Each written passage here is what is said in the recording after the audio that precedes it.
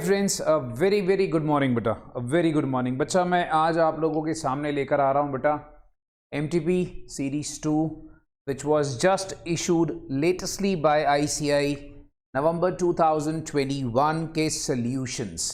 तो सारे बच्चे प्लीज़ फोकस करके अपने सॉल्यूशंस को अच्छे से देख लीजिएगा, बिकॉज यहाँ पर बहुत बच्चों की डिमांड थी, सर एक बार सीरीज 2 के सारे क्वेश्चंस करवा दो। तो यस गाइस, मैं आप लोगों को यहाँ पर सीरीज 2 के सारे क्वेश्चंस करवा रहा हूँ, तो प्लीज़ सारे बच्चे फोकस करिएगा। अभी हमारा फोकस सिर्फ मैथ्स पे रहेगा, तो I will be focusing only on maths. Okay, तो guys we will be focusing अभी मैथ्स पे, बिकॉज मैक्सिमम बच्चों को मैथ्स में डिफिकल्टीज आ रही हैं, तो उसको बेसिस पे हम यहाँ पर क्वेश्चन करेंगे। चलिए, अब हमारे पास पहला क्वेश्चन, जैसा आप देख सकते हो बेटा, ये जो पहला क्वेश्चन हमारे पास सीरीज का आया, if dash then x is equal to, थोड़ा सा मिसप्रिंट था इस क्वेश्चन के अंदर। मैं थोड़ा बच्चों को बता देता हूं, ये क्वेश्चन जब आपके पास वहां पर आया है तो उसमें मिसप्रिंट क्या है। मिसप्रिंट बच्चे थोड़ा सा नोटिस कर लीजिएगा, ये वैल्यूज मिसिंग थी। log 10 5, that is log base 10 5 plus log base 10 5x plus 1 is equals to, यहां पर है log base 10 x plus 5 plus 1। तो यहां पर हमें x की वैल्यू कैलकुलेट करनी है। तो this was the question guys कि log बेस 10 अगर 5 है plus log base 10 5x plus 1 है is equals to log base 10 x plus 5 plus 1 है, तो हमें यहां पर x की वैल्यू कैलकुलेट करनी है। चलिए अपने पेजेस पर आते हैं and let's start with the solutions. So बच्चा, हम लोग यहां पर आ जाएंगे अपना पहला क्वेश्चन। पहला क्वेश्चन हमारा क्या रहेगा, log base 10 5 plus log base 10 5x plus 1। Okay, और गाइस इसके बाद हमारे पास आ रहा है that is equals to log base 10 x plus 5 plus 1। अच्छा, अब इसको सॉल्व कैसे करना, देखो बड़ी सिंपल सी बात है। जैसा कि आप सारे बच्चे जानते हो कि ये जो प्लस 1 है, this plus 1, this can be changed, right. तो हम लोगों ने इसको क्या बेसिक लेके चलना है, थोड़ा सा बच्चे इसको देखेंगे प्लीज। तो वी से log यहां पर base 10 5 plus log base 10 5x plus 1। पहले तो मैं इसको आपको बता रहा हूं, देखिए मैं एक एक स्टेप डिटेल में करके बताऊंगा, बट जरूरी नहीं है कि आपको सारे स्टेप फॉलो करने। आप यहां पर अपने हिसाब से थोड़ा सा शॉर्टकट या स्टेप्स को कम भी कर सकते हैं, तो ये बेसिकली आपके लिए जरूरी नहीं है, राइट। तो मैं इसको ऐसे लिख सकता हूं, log base 10 5 into 5x plus 1। जैसा आप जानते हो बच्चा कि प्लस का साइन हो तो हम यहाँ पर मल्टीप्लाई कर सकते हैं, प्लस का साइन होगा तो हम लोग क्या कर लेंगे, मल्टीप्लाई कर लेंगे। ओके, अब यहाँ पर जो log बेस 10 हमारा x प्लस 5 है प्लस 1 है, क्या मैं इसको log बेस 10 10 लिख सकता हूँ? यस बच्चा, because log base 10 10 is always equals to 1। जैसा आप जानते हैं कि log 10 is always equals to 1। so अब मैं यहां पर इसको कैसे लिखूंगा, log बेस 10, ठीक है, ब्रैकेट में x plus 5 into 10, right. So we say भाई taking anti log on both sides, log को अगर हम कट कर देते हैं तो ये मेरे पास बेसिकली आ जाता है x प्लस 5 इंटू 10, राइट। अब यहां पर बड़े आराम से x की कैलकुलेशंस कर सकते हो, अपनी ब्रैकेट्स ओपन अप कर लो। सो गाइज अब यहां पे चेक करोगे, that will be 25x plus 5 is equals to 10x plus 50। Therefore we say x is equals to 3। तो गाइज आप बड़े आराम से x को 3 आंसर निकाल सकते हैं। तो यहां पर अगर आप देखोगे तो हमारे पास option B is the answer, right? So this was your first question. Okay, now moving on to second question. Second question, देखो जिन questions पे मैं स्टार लगाऊंगा ना, वो questions आपके लिए बड़े relevant और बड़े important रहेंगे।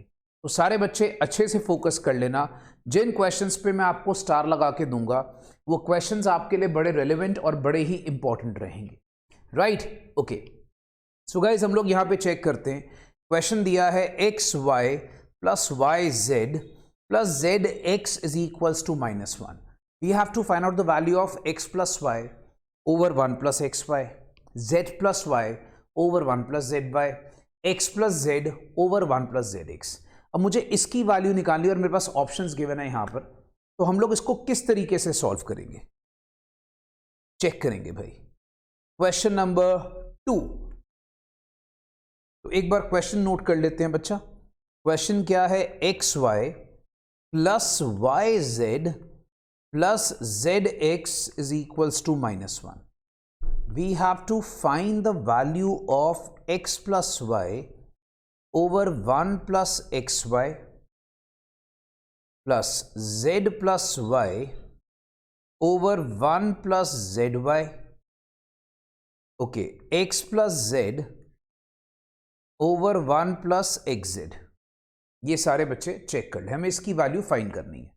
ओके, अब आप एक चीज सारे बच्चे नोटिस करो यार, अगर मैं आपसे डिस्कस करूं तो यहां पर अगर हम इसको यूज करें, लेट्स यूज दिस पार्ट, ध्यान से देखिएगा बच्चा, हमारे पास इसको यूज करने पे हमारे पास ये क्या आ रहा है, हम कहते हैं बच्चा कि भाई 1 प्लस एक्स वाई, 1 इधर इंटरचेंज करा is equals to minus Y Z minus Z X. Please focus करिएगा, बिकॉज जिन क्वेश्चंस पे स्टार लगा रहा हूं दैट मीन्स वो क्वेश्चन बड़े इंपॉर्टेंट हैं। इसका मतलब ये हो गया 1 प्लस एक्स वाई, ओके, तो let's say 1 plus X Y, focus करना बच्चा, माइनस यहां पर कॉमन लिया, z कॉमन लिया, अंदर क्या आ रहा है, x प्लस वाई। ध्यान से देख लीजिएगा, अंदर आपके पास क्या आ जाएगा, x प्लस वाई। फोकस कर लीजिए, तो इसका मतलब ये हो गया कि 1 प्लस एक्स वाई है, तो आपको एक्चुअली में मैंने ये क्या निकाल लिया, मैंने ये डिनोमिनेटर की वैल्यू कैलकुलेट। आप फोकस करो, मैंने क्या करा, मैंने वहां पर आपके लिए डिनोमिनेटर की वैल्यू कैलकुलेट कर ली। तो बच्चे प्लीज फोकस करिएगा बच्चा, वहां पर एक्चुअली में क्या हो गया मेरे भाई, डिनोमिनेटर की वैल्यू कैलकुलेट कर ली। ओके, जब हमने डिनोमिनेटर की वैल्यू कैलकुलेट कर ली, सारे बच्चे इसको और ध्यान से देखिएगा, हम लोगों ने क्या करा, देखिए अब अगर मुझे चाहिए 1 प्लस जेड वाई, ठीक है, तो इसकी वैल्यू ऑब्वियसली क्या होगी, देखिए जैसे 1 प्लस एक्स वाई था, तो यहां पर तीसरा था, तीसरा क्या था, z। अब जेड वाई है तो इसका आंसर क्या होगा, माइनस एक्स, और अंदर क्या आ जाएगा बच्चा, z प्लस वाई, तीसरा एलिमेंट बाहर होगा। इसी तरीके से आपको 1 प्लस एक्स जेड की वैल्यू चाहिए, तो 1 प्लस जेड एक्स या एक्स जेड की वैल्यू चाहिए, तो यहां पर तीसरा एलिमेंट होगा y, और यहां पर आपके पास क्या होगा, z प्लस एक्स।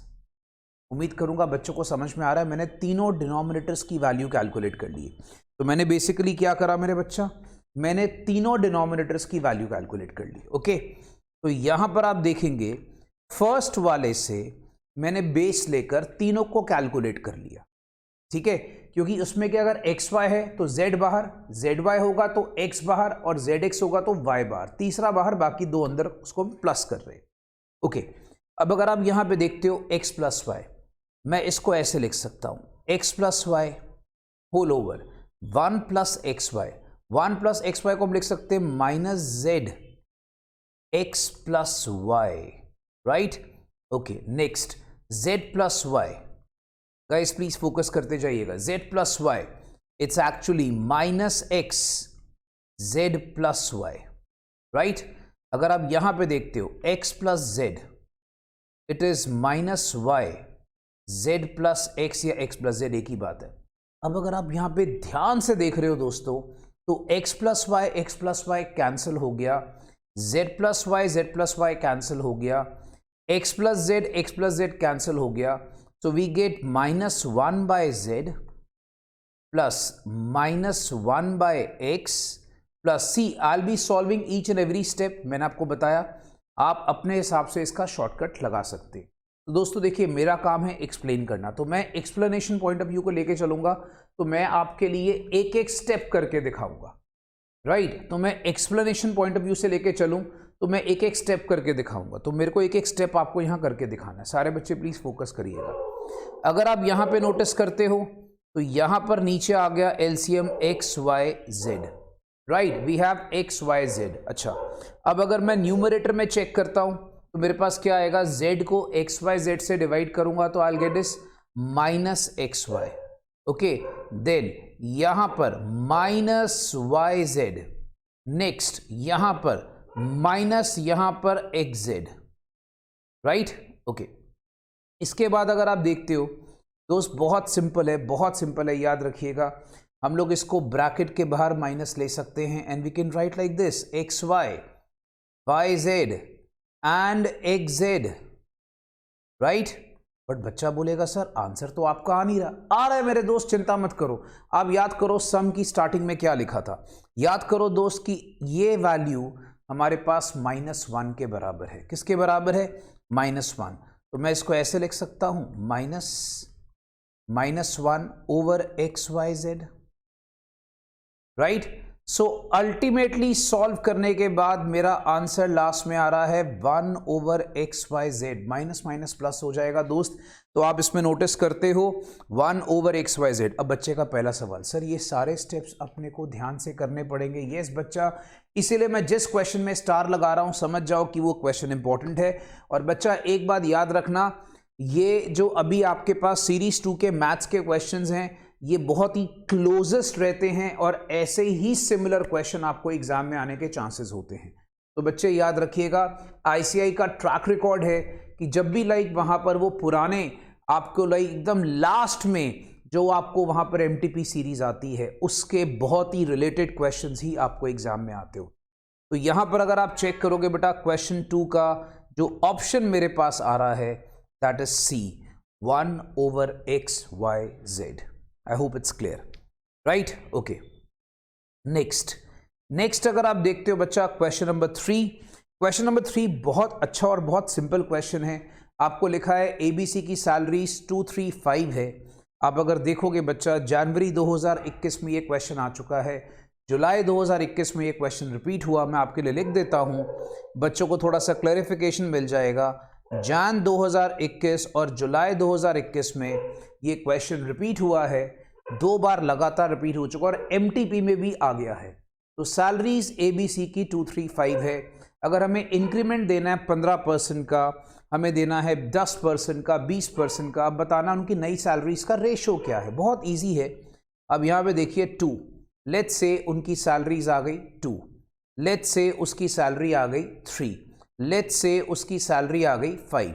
ठीक है, तो जो क्वेश्चंस बहुत इजी होंगे दोस्त मैं आपको यहीं पे क्वेश्चन पेपर के साथ करवा दूंगा, राइट। तो यहां पर आप देखोगे बच्चा 15% आपने इंक्रीज करा, तो 15% ऑफ 2 जब आप इसमें ऐड करते हो तो आपके पास आता है 2.3। जब आप इसमें दोस्त 10% ऐड करोगे तो आपके पास आएगा 3.3। जब आप इसमें 20% ऐड करोगे 20% तो आपके पास आएगा 6। तो वी गेट इस, यहां पर ध्यान दीजिएगा बेटा, आपके पास आएगा 2.3, 3.3 एंड 6।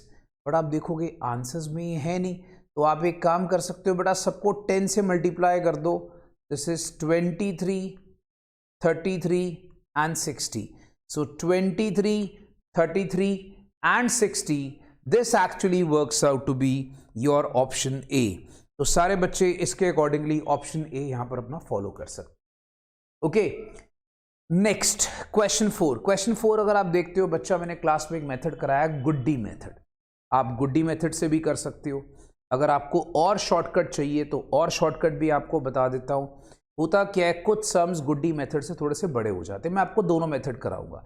सो क्वेश्चन 4 के लिए हम क्या करेंगे, हम क्वेश्चन 4 जो है मेरे बच्चा यहां पर पेज पे लिखेंगे। आइए क्वेश्चन 4 एक बार राइट डाउन कर लेते हैं बच्चा। आपके पास लिखा है a/b is equals to 5/3। Please आप लोग साथ साथ नोट करते जाइएगा। b/c 6/7, c/d is 14/9। एक मैं क्लास में कराता हूं गुड्डी मेथड। गुड्डी मेथड के थ्रू भी आप क्वेश्चन कर सकते हो बच्चा। पहले हम लोग गुड्डी मेथड देखते हैं क्या है।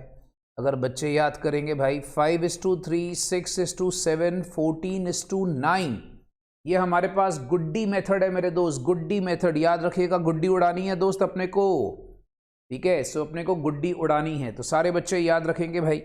हमारे पास मेथड जो है वो ये आ गया। हमारा पहला फंडा क्या होता है बेटा, 5, 6 और 14 को मल्टीप्लाई कर लिया। दूसरा क्या था मेरे भाई, अगर आप याद करोगे तो 3, 6 और 14, 3 × 6 × 14, तीसरा क्या था 3 इंटू 7 इंटू 14। चौथा क्या है बेटा 3 इंटू 7 इंटू 9, 3 इंटू 7 इंटू 9। तो सारे बच्चे जब आप इसको एग्रीगेट करते हो, we get is 420, we get is 252, we get is 294 and we get is 189। Okay, अब बच्चे इसको थोड़ा सा अगर कट डाउन करना चाहते हैं, आप एक कॉमन एलिमेंट लेंगे, 21 is the common element, divide by 21। 21 अगर आप देखोगे बच्चा कॉमन एलिमेंट ले लीजिए, तो आप जब यहां पर देखते हो 420 को आप 21 से डिवाइड कर लीजिए, you will get the answer as 20। 252 को 21 से डिवाइड कर लीजिए, you'll get the answer as 12। फिर आप 294 को 21 से डिवाइड कर लीजिए, you'll get the answer as 14। और 189 को 21 से डिवाइड कर लीजिए, you'll get the answer as 9। तो 20, 12, 14, 9। तो आप देखोगे बेटा 20, 12, 14, 9 हमारा डी ऑप्शन आंसर है। अब बच्चा बोलता है सर इसमें थोड़ा टाइम लग सकता है, बिकॉज हमें कैसे पता लगेगा कि हमने 21 से डिवाइड करना है। देख भाई, मैं तुझे एक तरीका बताता हूं, ऐसे क्वेश्चंस को एक और इजी तरीके से किया जा सकता है। अगर सपोज कर लीजिए आप ये नहीं जानना चाहते हो कि आपको वहां पर 21 से करना है कि किससे करना है, तो आप एक काम और कर सकते हो, तो मैं थोड़ा सा बच्चों को बताना चाहूँगा। जैसे आप देखोगे लास्ट में 14:9 है सर, फिर देखो लास्ट में 14:9 है, यहाँ से पता लग जाता है भाई, ऑप्शन देख लो। अच्छा, पहला वाला 5:3 है, 20 और 12 का रेशो चेक कर लो, 20 और 12 का रेशो 5:3 आता है सर, आता है। तो सारे बच्चे चेक कर लो बेटा, 20 और 12 का रेशो 5:3 आता है, तो आप इसके बेसिस पे चेक कर सकते हो। तो लास्ट का रेशो और पहले का रेशो देख लो, आपके मैच करेंगे, आप इसके बेस पे इसको चेक कर सकते हो, राइट। तो अगर ये सिमिलैरिटीज आ रही है, ठीक है, आप इस तरीके से भी कर सकते हो। 14:9 लास्ट का रेशो होना चाहिए, स्टार्टिंग का 5:3 होना चाहिए, तो 5:3 के फॉर्म में पहली दो टर्म्स हैं, तो आप इसके बेस पे भी इसको कैलकुलेट कर सकते हो। इससे भी आपका गुड्डी मेथड से भी और शॉर्टकट तरीका आपका लग सकता है। चलिए दोस्त, अब हमारे पास कहानी क्या है, जब हम यहाँ पे डिस्कस करेंगे, हम बच्चा जब यहाँ पे डिस्कस कर रहे हैं तो हम देखते हैं यहाँ पर कि एक हमारे पास क्वेश्चन नंबर 5 आ रहा है, salary of P is 25% lower than that of Q and salary of R is 20% higher than the Q, then the ratio of salary of R and P। जरा फोकस कर लेना, आपको लिखा है R एंड P, ये बात याद रखिएगा। चलिए मैं एक काम करते हैं, यहाँ लिखते हैं लेट Q का सैलरी भी 100 मान लीजिए, ठीक है। तो अब यहाँ पर लिखा क्या है कि जो P की सैलरी है वो लिखा है Q की सैलरी से 25% कम। तो भाई साहब अगर कम कमाते हैं तो टेंशन मत लो, जीवन में सुख होना चाहिए बेटा, पैसा तो आनी जानी है। याद रखिएगा, salary of R is 20% higher than, higher का मतलब हो गया दोस्त 120। अब देखिए हो गई गेम, उसने बोला है R और P का रेशो, भैया जरा फोकस कर लेना, क्या लिखा है R और P का रेशो, तो R और P का रेशो, तो R पहले लिखना है, P बाद में लिखना है, 120 और 75। अब आप एक काम करो दोस्त, 15 ले लो कॉमन, 15 8 120, 15 5 75, 8:5 का रेशो, और ये आ गया। तो ये हमारे पास क्वेश्चन नंबर 5 इज डन। ये क्वेश्चन भी काफ़ी बार रिपीटेड क्वेश्चन है, तो इसलिए आपको करना बनता है। ओके, नेक्स्ट हमारे पास आता है दोस्त क्वेश्चन नंबर 6। अब हम यहाँ पर अगर देखेंगे क्वेश्चन नंबर 6 को लेकर, सो क्वेश्चन नंबर 6 क्या है बच्चा, बोलता है जो कैब बिल है वो कुछ पार्टली फिक्स्ड है और पार्टली वेरिएबल। आपके सामने क्वेश्चन नंबर 6 है। अब बोलता है 456 मीटर का जो बिल है उसका प्राइस है 8242। 484 मीटर का आपके पास किलोमीटर का जो बिल आता है कैब का, वो आता है 8728। आपको बताना है 500 किलोमीटर का रेट क्या होगा। देखिए थोड़ा सा इकोनॉमिक्स यहां पर हम घुसाएंगे, सारे बच्चे प्लीज फोकस करिएगा, थोड़ा सा इकोनॉमिक्स यहां पे डालते हैं हम यहां पर क्वेश्चन नंबर 6 में। ध्यान से देखिएगा बच्चा, कहता है 456 किलोमीटर जब आप चलते हो तो उसका बिल आता है 8252। अगर आप देखते हो 484 किलोमीटर आप जब उसमें ट्रैवल करते हो कैब में, तो आपका बिल आता है 8728। अब अगर आप यहाँ पे एक चीज़ बड़े फोकस करके देखोगे कि हम कहते हैं वेरिएबल क्या होता है, वेरिएबल होता है चेंज इन किलोमीटर्स। आप देखो बच्चा, आपका किलोमीटर्स में कितना चेंज है, 28 किलोमीटर चेंज हो गया बेटा, ठीक है। और चेंज इन कॉस्ट, तुम यहां पर देखते हो बच्चा कॉस्ट में कितना चेंज आ रहा है, कॉस्ट में आप चेंज देखोगे 476 हो गया। तो कहने का मतलब ये हो गया बच्चा वेरिएबल कॉस्ट पर किलोमीटर। देखिए इसको हम करने के बहुत सारे तरीके हैं, बट ये ईजीएस्ट वे है, ठीक है। थोड़ा सा इकोनॉमिक्स बीच में घुसा दिया, this is one of the most easiest way to do it. So हमारे पास क्या कहानी है, वेरिएबल कॉस्ट इज 476 बाय 28। तो आप यहां पे चेक करते हो 17 rupees per kilometre is your variable cost per kilometre. 17 rupees per kilometre is your variable cost per kilometre, ठीक है। अब अगर आप यहां पे देखते हो दोस्त, फोकस करिएगा, 456 किलोमीटर में अगर 17 रुपीज, पहले हम इसको ले रहे हैं, 17 रुपीज अगर आप देखोगे वेरिएबल कॉस्ट है, तो 456 को 17 से मल्टीप्लाई करेंगे तो 7752, ये आपकी वेरिएबल कॉस्ट आ रही है। अब बताओ उसने टोटल कॉस्ट कितनी करी, 8252।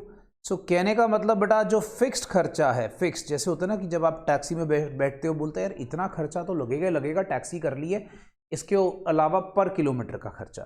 तो आप इसमें नोटिस करोगे भाई, तो ये हमारे पास 8252 का टोटल खर्चा, तो फिक्स कॉस्ट कितनी है 500।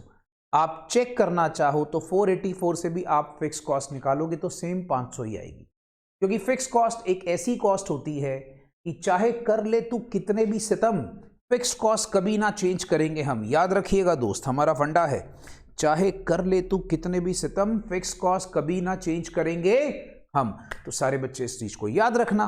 तो यहां पर दोस्त अगर हम देखेंगे कि 500 किलोमीटर में भाई साहब ने क्या ट्रैवल करा, आपको पता है वेरिएबल कॉस्ट, वेरिएबल कॉस्ट क्या होगी भाई, 500 इंटू 17, राइट। तो 8500 तो होगी, साथ में फिक्स कॉस्ट, तो फिक्स्ड कॉस्ट कितनी होगी दोस्त, फिक्स कॉस्ट आपकी 500 रहेगी। तो टोटल खर्चा 500 किलोमीटर का हो गया 9000 रुपए।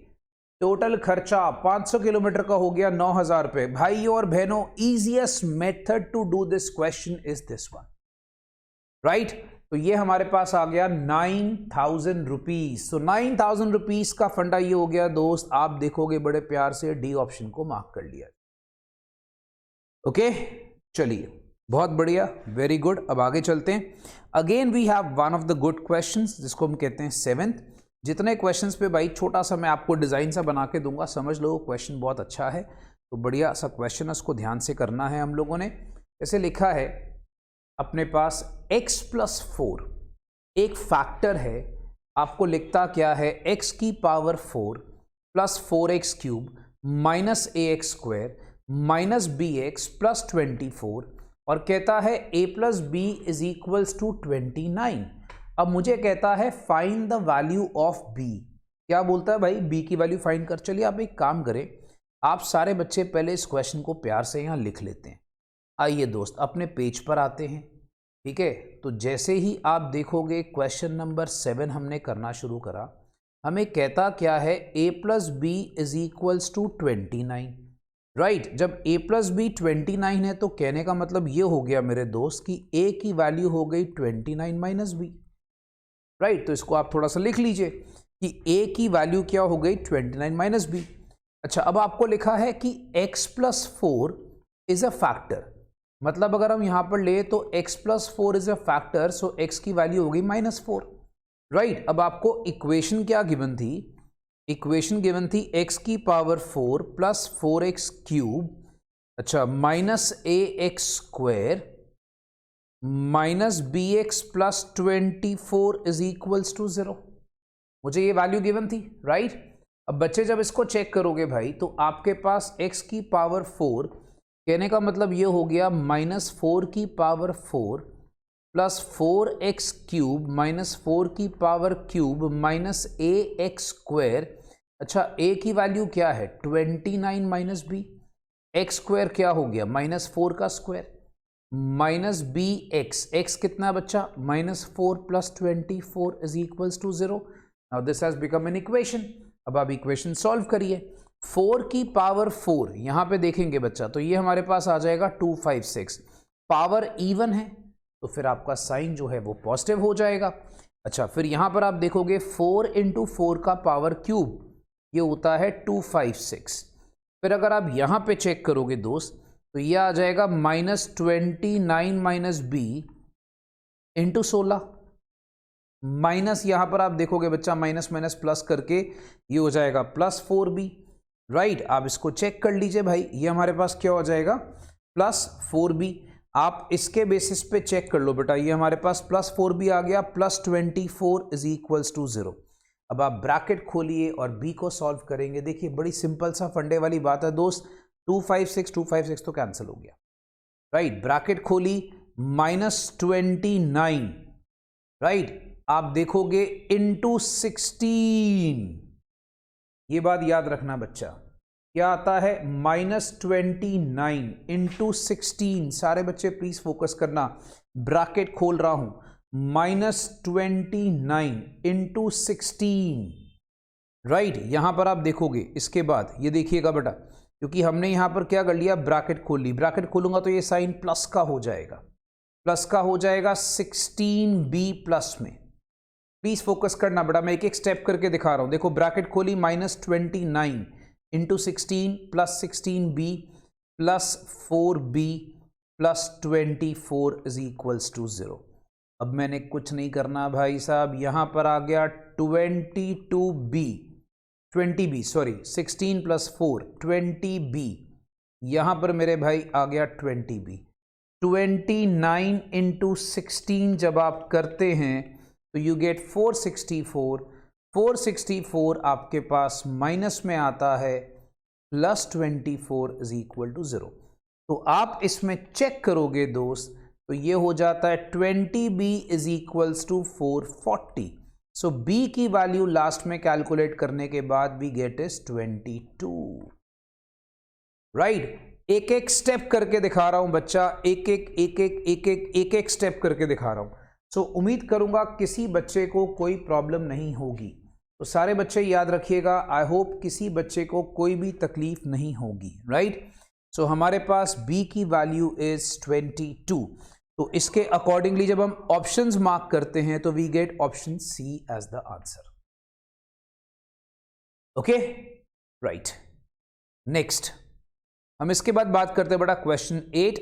Question 8 is very simple. X and y की जो प्रेजेंट एजेस है वो 6:7 है। तो हम एक काम करते हैं बेटा 6:7, बड़ा सिंपल सा क्वेश्चन है और आपको बोलता है कि सपोज कर लो let's say 6x and 7x 14 साल पहले, मतलब 14 साल पहले इनका वहाँ पर हो गया 14 माइनस, क्योंकि 14 साल पहले जैसे आज अगर सपोज कर लीजिए आप 24 साल के हैं तो 14 साल पहले आप 10 साल के थे तो माइनस कर देते हैं इसको। The ratio of ages was 4:5। The ratio of ages was 4:5। तो अब बड़े आराम से बेटा पहले एक्स कैलकुलेट कर लो। चलिए, जब आप इसकी कैलकुलेशन करके बच्चा जब x कैलकुलेट करोगे तो x आ जाएगा 7। उम्मीद करूंगा बच्चे इसकी तो कैलकुलेशन कर ही लेंगे यार। ठीक है, अब बोलता है आज अगर हम देखें तो उनकी जो प्रेजेंट एज है वो हमने ली थी 6x, that means 6 into 7 that is 42, और हमने ली थी 7x that is 7 into 7 that is 49। But उसने ये नहीं पूछा, उसने बोला है 21 ईयर्स के बाद, आज से 21 साल बाद, आज से 21 साल बाद उनका रेशो क्या होगा। आज से 21 साल बाद उनका रेशो क्या होगा। बेटा 21 साल का मतलब हो गया आपने दोनों की एज में 21 साल प्लस कर लेने हैं, दोनों की एज में दोस्त 21 साल प्लस कर लेने हैं। राइट, तो आप इसमें चेक करोगे 42 21, राइट, तो वी गेट इज 63 आ गया, 49 and 21 we get is 70। तो बेटा 63:70। दोस्तों, भाई और बहनों, आप जब इसको कैलकुलेट करोगे रेशो आ जाएगा 9:10। तो ये भी एक सिंपल क्वेश्चन था। आप देखोगे जितने भी सिंपल क्वेश्चन है मैं आपको यहीं पे क्वेश्चन पेपर में साथ साथ करा दूंगा। कुछ अच्छे क्वेश्चंस होंगे तो हम उसको आगे लेकर चलेंगे, राइट? ओके, चलिए हम लोग यहां पर आगे लेके चलते 9th क्वेश्चन पे। 9th क्वेश्चन को आप लगाएंगे एक छोटा सा स्टार, क्योंकि 9th क्वेश्चन है बहुत ही बढ़िया। आगे देखते हैं दोस्त, यहां लिखा क्या है, 3x² + mx + n is equal to 0 has roots that are double. याद रखना डबल, तो इस रूट के जो इक्वेशन होंगे उसके डबल होंगे। आपको वैल्यू निकालनी है m + n की। तो हम एक काम करते हैं, क्वेश्चन को एक बार पेज पे लिख लेते हैं। तो दोस्त हम लोग यहां पर आ गए हैं क्वेश्चन नंबर 9th पे, राइट? आपको क्वेश्चन क्या दिया, इक्वेशन गिवन है 3x² + mx + n is equals to 0, यह आपको दे रहा है, ठीक है। दूसरा आपको बोलता है कि भाई साहब एक आपके पास इक्वेशन है x² 10x + 12 is equal to 0। अब आपको पहले अगर इस इक्वेशन के रूट्स देखने हैं, रूट्स का सम क्या होता है बच्चा, अल्फा प्लस बीटा इट्स -10 होता है ना, -b/a याद करिएगा। और अल्फा बीटा होता है c/a, जैसा आपको पता है बेटा, ये वाला a हो गया, ये वाला b हो गया, ये वाला c हो गया, तो दैट इज 12। ओके, अब सारे बच्चों को एक बात पता है, अगर रूट्स डबल होंगे तो उनका सम भी डबल हो जाएगा। मैं छोटा सा एग्जांपल देता हूं, आप कभी भी चेक कर लेना, रफ में चेक कर लो। मान लो इसके रूट्स, मान लो x² 10x + 12 के रूट्स जो हैं फॉर एग्जांपल 2 और 3 है, ठीक है। अब इसका अगर आप देखोगे 2 और 3 का टोटल क्या आ गया 5। जैसे एग्जांपल ले रहा हूं, मतलब 2 और 3 नहीं है, जस्ट एक एग्जांपल ले रहा हूं, तो 2 और 3 है, ठीक है। अब अगर मान लीजिए इसके रूट्स हो गए डबल, तो 4 और 6 हो गए, तो आप देखोगे इनका सम भी डबल हो जाता है, देखिए ऑटोमेटिकली। तो रूल हमने क्या सीखा कि when the roots are doubled, मैं आपके लिए लिखवा देता हूं, तो sum is also doubled, right? तो आप इसका रूल लिख सकते हो। गोल्डन रूल क्या कहता है, कहता है कि जब भी रूट्स को आप डबल करते हो, roots are doubled, then the sum is also doubled. आप क्वेश्चन को भी वहां पर इस तरीके से सॉल्व करोगे। तो जैसे ही आप रूट्स को डबल करते हो, तो बेटा जो आपका सम है वो सम भी आपका डबल हो जाता है। पहली बात, ये बात याद रखिएगा कि अगर आपके रूट्स डबल होंगे तो सम भी आपका डबल हो जाएगा। अच्छा, फिर अगर हम बात करते हैं दोस्त कि अगर सपोज कर लीजिए कि अगर हम यहाँ पर लेते हैं फॉर एग्जाम्पल, हमने रूट लिया 2 3 का आपके पास मल्टीपल, मतलब इसको टोटल प्रोडक्ट कितना आता है 6, तो इसके रूट्स हो गए 4 और 6, तो आप देखोगे 24। तो आप देखोगे रूट्स हो जाते हैं 4 गुना, प्रोडक्ट हो जाता है 4 गुना। तो कहते हैं when the roots are double the sum is double but the product is 4 times। याद रखिएगा, प्रोडक्ट इज 4 टाइम्स। तो बच्चा ये गोल्डन रूल अपने जहन में बिठा लो दोस्त, ये बहुत ही काम आएगा दोस्त। अच्छे से इसको नोट करके इसको अपने लाइफ का बेसिक फंडा बना लीजिए, राइट? तो मैंने आपको करके बता दिया, कभी भी याद रखना ऐसा फंडा हमेशा एप्लीकेबल होगा।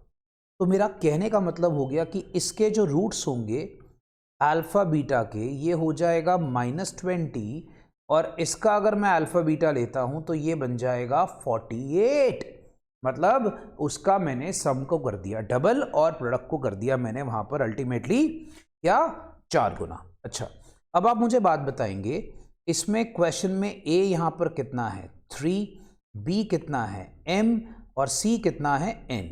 अगर मैं कहता हूं सम ऑफ रूट्स, अगर हम यहां पर सम ऑफ रूट्स की बात करें तो सम ऑफ रूट्स यहां पर -20 है, और प्रैक्टिकली सम ऑफ रूट्स क्या होता है -b/a, राइट? तो यहां पर जब मैं m की वैल्यू देखता हूं, therefore m is equal to 60, right? अब इसी तरीके से जब आपको पता है अल्फा बीटा, जब मैं बात करता हूं अल्फा बीटा 48 क्या बच्चा n/3,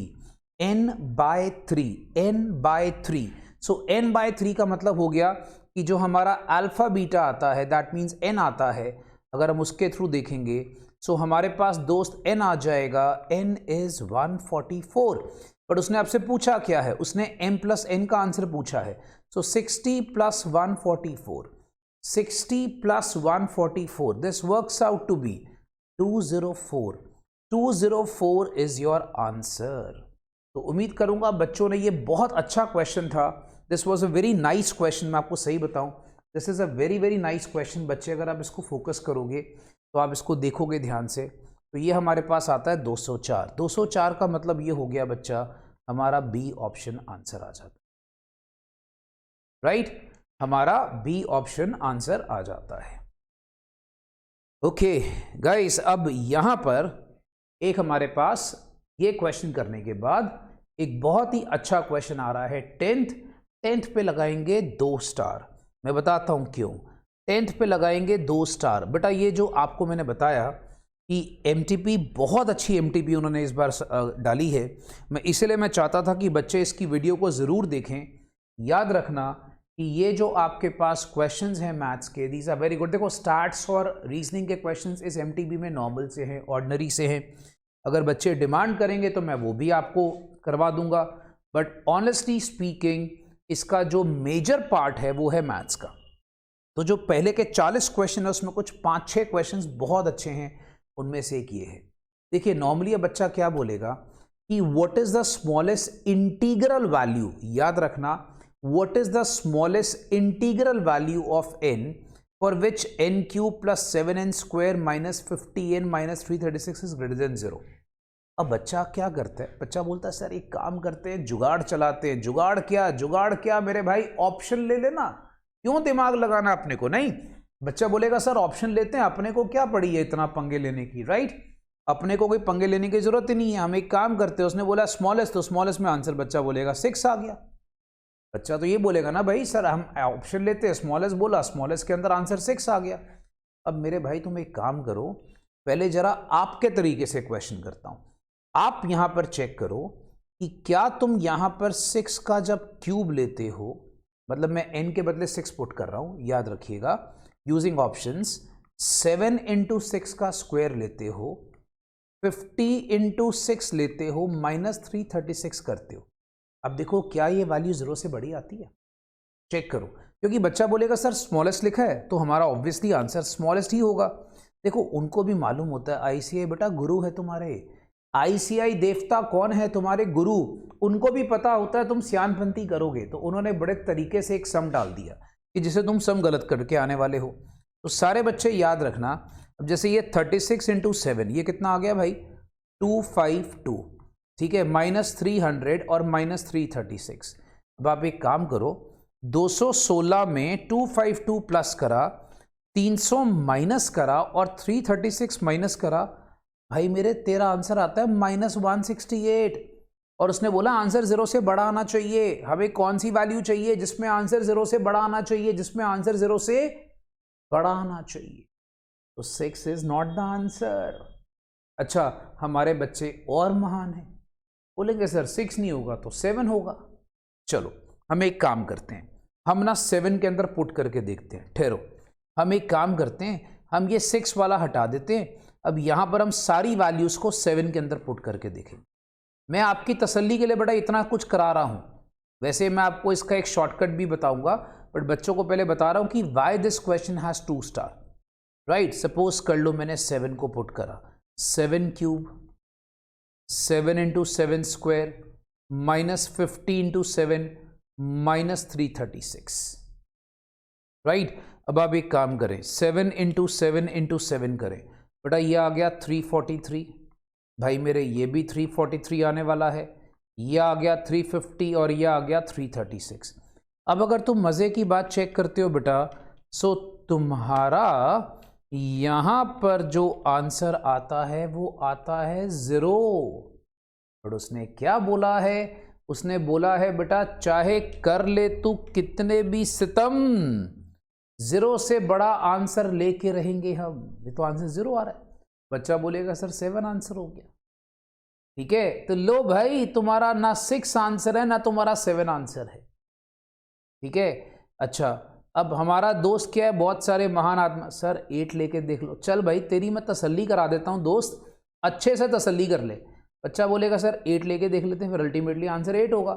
भाई साहब याद रखना, अगर इस क्वेश्चन में नन का ऑप्शन दिया हुआ है ना, और ये इंटीग्रल वैल्यू लिखा है, मतलब कुछ तो गड़बड़ है। याद रखना भाई साहब, गड़बड़ है कुछ ना कुछ, क्योंकि अगले ने नन को ऑप्शन दे रखा है। अगर नन नहीं होता फिर तो टेंशन ही कोई नहीं थी, फिर तो मैं आंसर ऑप्शन के थ्रू निकाल लेता, पर अगले ने वहां पर नन दे दिया, मतलब कुछ गड़बड़ है। और इंटीग्रल वैल्यू दिया हुआ है। इंटीग्रल वैल्यू जो होती है वो प्लस भी होती है, माइनस भी हो सकती है। ठीक है, अब मेरी बात को समझिएगा। मान लो मैं 8 पुट करता हूं, 8 का क्यूब।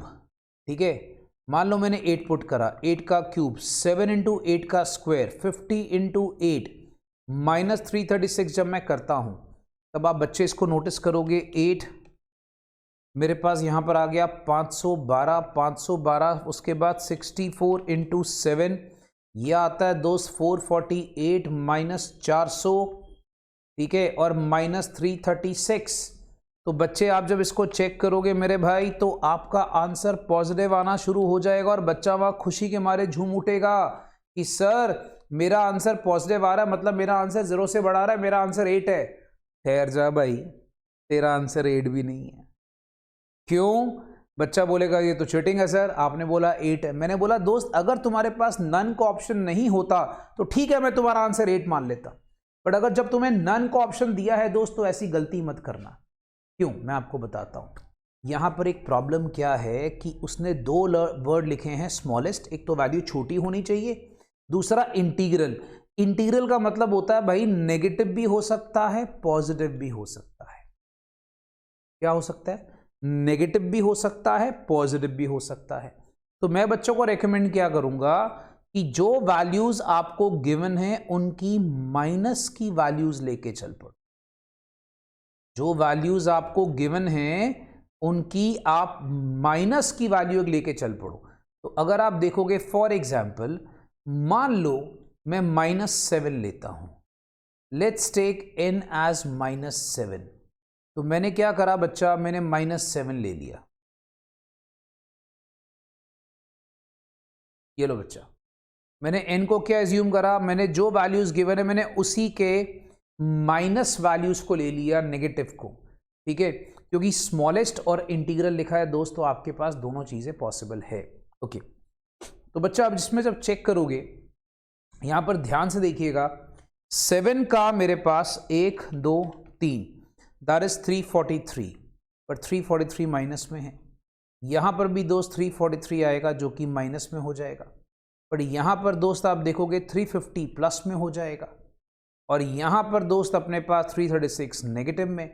तो दोस्त जब आप इसको चेक करोगे ना, आपके पास जो वैल्यूज हैं, आपको एक चीज पता है भाई, माइनस में जब स्क्वायर लगता है तो ये आंसर प्लस हो जाता है।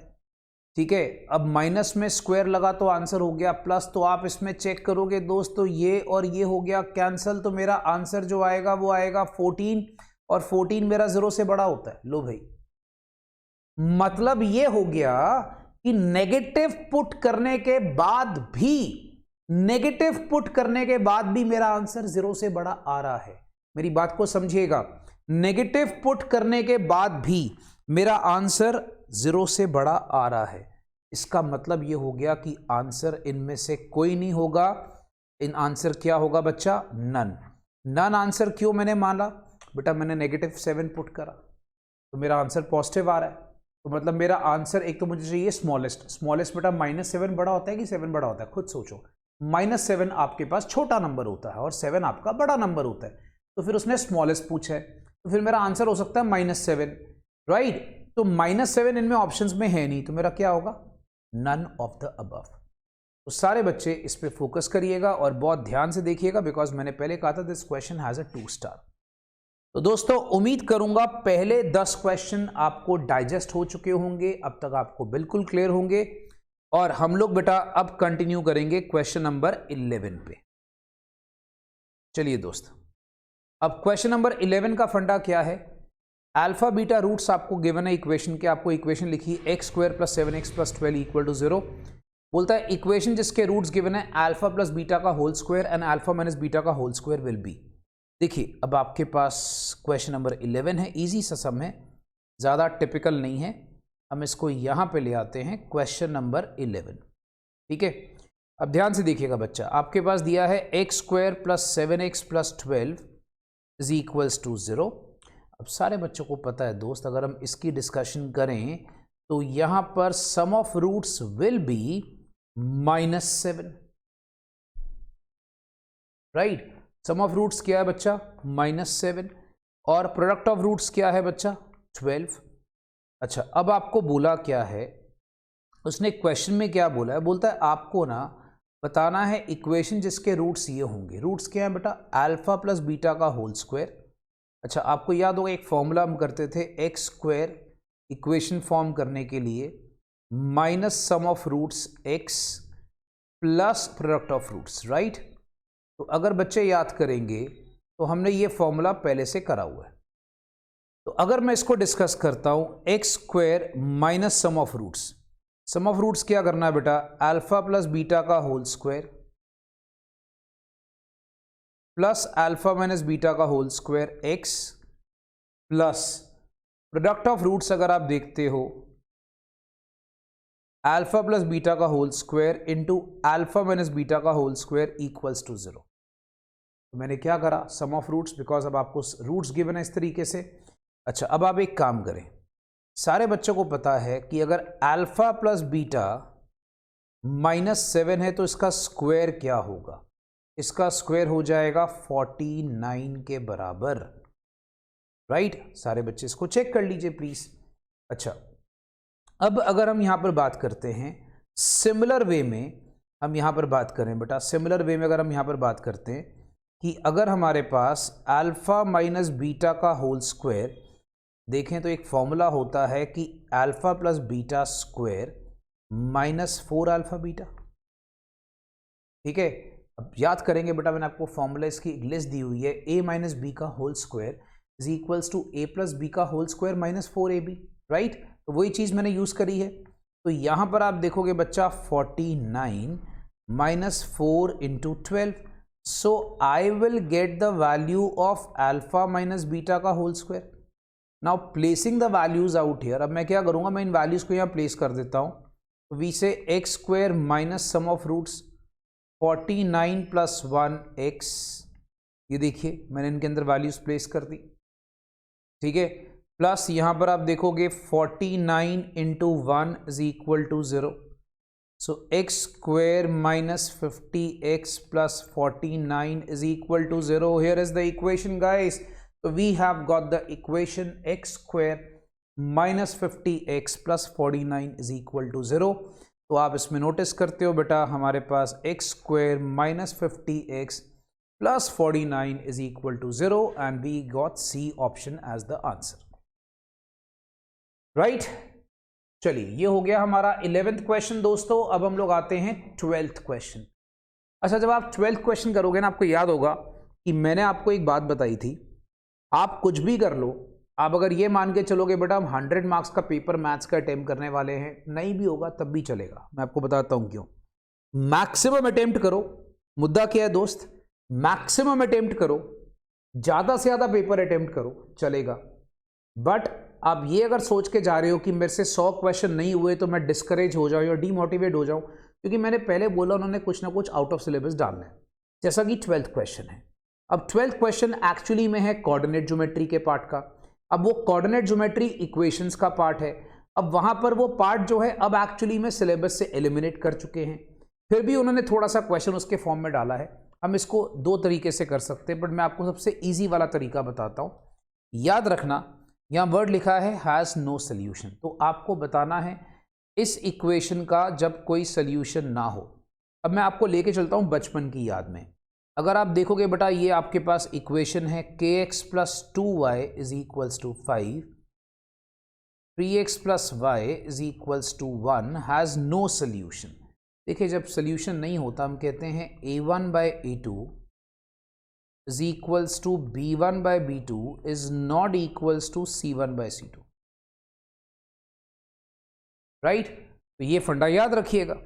तो अब इसको हम कहते हैं कि भाई साहब a1 क्या होगा बेटा? k by 3 will be equals to 2 by 1। So हम क्या बोलते हैं भाई? k by 3 will be equals to 2 by 1। So therefore we say k की वैल्यू क्या होगी बच्चा?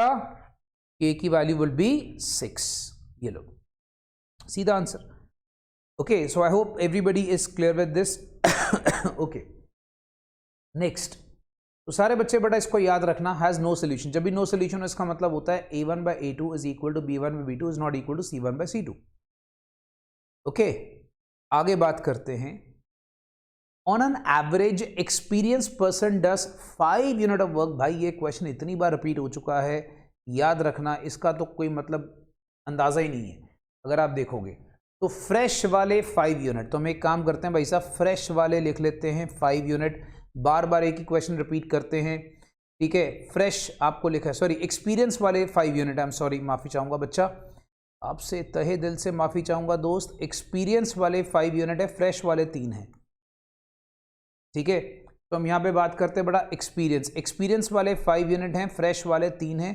तो हम एक काम करते हैं, एज पर द इक्वेशन इसको x ले लेते हैं, इसको y ले लेते हैं. तो 5x + 3y आपके पास इक्वेशन आ रही है, और उसमें लिखा है at least 30 unit of work per day वो निकालेगा. At least, the word is at least. At least word is very very relevant, याद रखिएगा, क्योंकि एटलीस्ट का मतलब यहां पर होता है कि कम से कम. कम से कम का मतलब ये हो गया कि भाई आप इससे ज्यादा नहीं कर सकते हो, इससे कम आप कर सकते हो, राइट. इससे ज्यादा नहीं कर सकते, इससे आप कम कर सकते हो, राइट. अगर हम यहाँ पर बात करें तो उम्मीद करूंगा बच्चों को मेरी बात समझ में आ रही है. एटलीस्ट मतलब अगर आप इसमें नोटिस करोगे, आप, आई एम सॉरी मैं उल्टा बोल रहा हूँ, माफ़ी चाहूँगा दोस्त, again repeat, I am sorry. At least का मतलब हो गया बेटा कि आपके पास अब इससे ज़्यादा कर सकते हो, इससे कम नहीं कर सकते. I am sorry, slip of a tongue, माफ़ी चाहूँगा बेटा. तो इसके लिए भाई माफ़ कर देना, वरना बच्चे निकालेंगे गाली. याद रखिएगा, ना निकालो गाली बच्चा. ओके, सो भाई दोस्तों, हम लोग को यहाँ पर क्या करना है, एटलीस्ट का मतलब हो गया भाई तुम इससे ज़्यादा कर सकते हो, इससे कम नहीं कर सकते. तो अब ज़्यादा कर सकते हो, तो आप देखोगे ऑप्शंस में ज़्यादा मतलब हो गया ग्रेटर देन इक्वल टू. तो ग्रेटर देन इक्वल टू का मतलब हो गया 30. तो आप इसके अकॉर्डिंगली चेक करोगे, बी ऑप्शन आपका आंसर आ जाता, राइट. ओके, नेक्स्ट 14th, बड़ा सिंपल क्वेश्चन, एन्युटी का. आपका फेवरेट टॉपिक एन्युटी शुरू. याद रखिएगा दोस्त, इसके मैंने बहुत सारे शॉर्टकट्स आप लोगों को सिखाए हुए हैं, तो बच्चे नोटिस करेंगे काफ़ी सारे शॉर्टकट्स हैं जो आपको काफ़ी काम आएंगे. जैसे लिखा है, a sum of money double itself in 10 years. The number of years it would be triple itself is. देखो दोस्त, एक अमाउंट आपका डबल हो जाता है 10 years का. अब देखिए, बड़ी सिंपल सी बात है. आपको लिखा है कि अगर सपोज कर लीजिए ट्रिपल कितने सालों में होगा. मैंने एक फंडा आपको बताया हुआ है दोस्त, जब भी टाइम निकालना है t2/t1 is equals to x2 - 1 over x1 - 1. हमेशा याद रखो, बहुत शानदार चीज़ है. अब आपको लिखा है t2 मतलब कितने सालों में. अब आपको जो निकालना है वो हो गया t2. सो t2 निकालना है आपको. आज लिखा है कि वो 10 ईयर्स. आज का टाइम क्या लिखा है बेटा, 10 ईयर्स. अब x2 क्या हो गया बेटा, x2 हो गया 3 गुना. 3 गुना मतलब हो गया आपके पास 3 - 1, ठीक है. तो वो हो गया x2. और आपका डबल हो गया बेटा x1. x1 क्या हो गया 2 - 1. सबसे अच्छा तरीका, देखो तुम्हारे पास चॉइस है, तुम इसको डिटेल में भी कर सकते हो, करो, तुम्हारा टाइम वेस्ट होगा. तुम इसको शॉर्टकट तरीके से भी कर सकते हो, ये शॉर्टकट तरीका है. जब भी ऐसा आ जाए कि इतने पैसे इतने सालों में डबल होते हैं, बताओ ट्रिपल कितने सालों में होंगे. तुमने अगर टाइम निकालना है तो t2/t1 x2 - x1 over x1 - x1. अगर आप नोटिस करोगे, अगर आपको रेट निकालना है तो आप R2/R1 कर देना, बाकी सारा फॉर्मूला सेम होता है. कल को रेट भी पूछ सकता है, राइट. तो यहां पर दोस्त अगर आप चेक करोगे कैलकुलेट करने के बाद, तो ये आ जाएगा 2/1. So t2 is 20 years. ये लो दोस्त आपका answer, right. So we get t2 is 20 years. आप देखिए बड़े मोहब्बत के साथ आपका आंसर तैयार आ जाता है. ओके, नेक्स्ट बड़ा अच्छा क्वेश्चन है बच्चा. अगेन मैं कहूंगा बेटा ये क्वेश्चन बहुत बढ़िया है, तो इस पे एक छोटा सा स्टार लगा लो, ठीक है. अकाउंटिंग जैसा थोड़ा सा क्वेश्चन आ जाता है, तो ऑब्वियसली जैसे मैंने आपको बताया था टाइम वैल्यू ऑफ मनी बहुत काम आता है हमें आगे चल के भी. तो आप इसमें नोटिस करते हो, अरुण परचेज करता है एक वैक्यूम क्लीनर, इसको वो 1700 रुपये डाउन पेमेंट कर, उसमें 5 EMIs जाएंगी. आप इसमें नोटिस करना 480 रुपये ईच की. देखिए एक बंदा 5 EMIs पे कर रहा है, वैक्यूम क्लीनर वो चाहे तो सारे इकट्ठे पैसे देकर वो 3,900 में भी खरीद सकता है, ये बोला आपको, ठीक है, वो 3,900 में भी खरीद सकता है। तो पहले आप एक काम करो, यहाँ पर अगर हम 15th को देखें तो दोस्त 15th में ना एक कहानी है, एक होता है हायर परचेज का प्राइस, मतलब अगर तुम किश्तों में खरीदते हो, इसको हम हायर परचेज बोलते हैं, तो तुम क्या पे करते हो? तुम एक पे करते हो भाई डाउन पेमेंट। डाउन पेमेंट तुम कितनी पे कर रहे हो? तुम 1700 रुपये की डाउन पेमेंट पे कर रहे हो। हाँ जी सर, पे कर रहे हैं।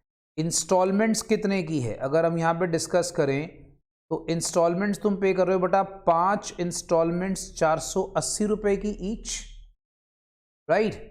सो अगर आप यहाँ पे देखोगे दोस्तों, तुम टोटल मिला के हायर परचेज में पे कर रहे हो 4100, ठीक है। अगर तुम ये इकट्ठा पेमेंट करो, मतलब तुम अगर इसको वन टाइम पेमेंट करो, वन टाइम पेमेंट को बेटा हम लोग यहाँ पर टर्म यूज करते हैं कैश प्राइस। कैश प्राइस का मतलब होता है दोस्त, अगर तुम वन टाइम पेमेंट करते हो तो तुम कितना पे करोगे? तो बच्चा वन टाइम पेमेंट में तुम वहां पर पे कर दोगे 3,900। तो अब आपको देखना ये है भाई कि 200 रुपया तुम्हारा क्या है, 200 रुपया तुम्हारा इसीलिए बेटा एक्स्ट्रा चार्ज किया जा रहा है बिकॉज ऑफ इंटरेस्ट। पहले तो इंटरेस्ट निकाल लो। तो मुद्दा ये है, अगर तुम यहाँ पर ध्यान से देख रहे हो भाई, तुमने इंटरेस्ट निकाल लिया, तो इंटरेस्ट कितना आ गया? 200 रुपये का। अब मुझे एक बात बताइए, बड़ी सिंपल सी बात है, अगर तुम देखोगे तो तुम कैश प्राइस यहां पर पे करते हो मेरे भाई, कैश प्राइस 3,900 है, उसमें से डाउन पेमेंट अगर आप देखते हो वो 1,700 आ गई, तो जो तुम्हारा प्रिंसिपल मनी है जिसपे इंटरेस्ट चार्ज हो रहा है वो 2,200 रुपये ही है। दिमाग लगाओ ना यार, अगर 3,900 की चीज़ है, तुम 1,700 रुपये अगर तुम डाउन पेमेंट पे कर रहे हो, तो तुम्हें इंटरेस्ट, तुम लोन कितना ले रहे हो? तुम लोन ले रहे हो 2,200 रुपये का। एग्जैक्टली अगर हम बात करें तो अगर हम बात करें बच्चा, इंटरेस्ट आ गया मेरे पास 200, प्रिंसिपल आ गया मेरा 2,200, क्योंकि हमने एक्चुअली में 2,200 रुपये का अपने पास आ गया, और अगर मैं टाइम देखूं तो मेरे पास आ गया, टाइम आ गया 5 मंथ्स, क्योंकि 5 मंथली इंस्टॉलमेंट है। ईएमआई का मतलब होता है इक्वेटेड मंथली इंस्टॉलमेंट्स, राइट। अब मुझे इसका रेट निकालना है, तो बच्चे इसको चेक कर लो बेटा। अब सिंपल इंटरेस्ट के अंदर फॉर्मूला क्या होता है? I is equals to P into R into T over 100। तो बच्चे इसको देखो बेटा, I कितना है? 200, ये कितना आ गया? 2,200 इंटू रेट, रेट आपको निकालना है 5/12 ओवर 100। तो बच्चा अब इसको कैलकुलेट करोगे ना, तो आपके पास जो रेट आता है वो कैलकुलेट करने के बाद अप्रॉक्सीमेटली आएगा 21.8%, that works out to be 22% as the answer. क्योंकि आप देखोगे ऑप्शंस में मुझे आंसर लिखा हुआ है, वो लिखा हुआ है 22%, राइट। तो बच्चे इसके हिसाब से चेक कर लो बेटा, ऑप्शंस के हिसाब से we get 22% answer.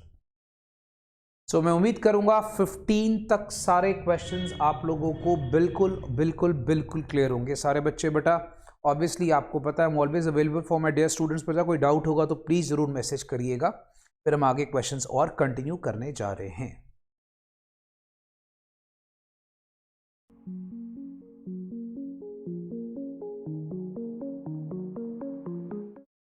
Okay friends, like हमने जस्ट अभी 15 क्वेश्चन कर लिए बेटा, अब हम आ रहे हैं 16th क्वेश्चन पे। तो सारे बच्चे बेटा इसके अकॉर्डिंगली प्लीज़ ज़रा 16th क्वेश्चन को ध्यान से देख लीजिएगा।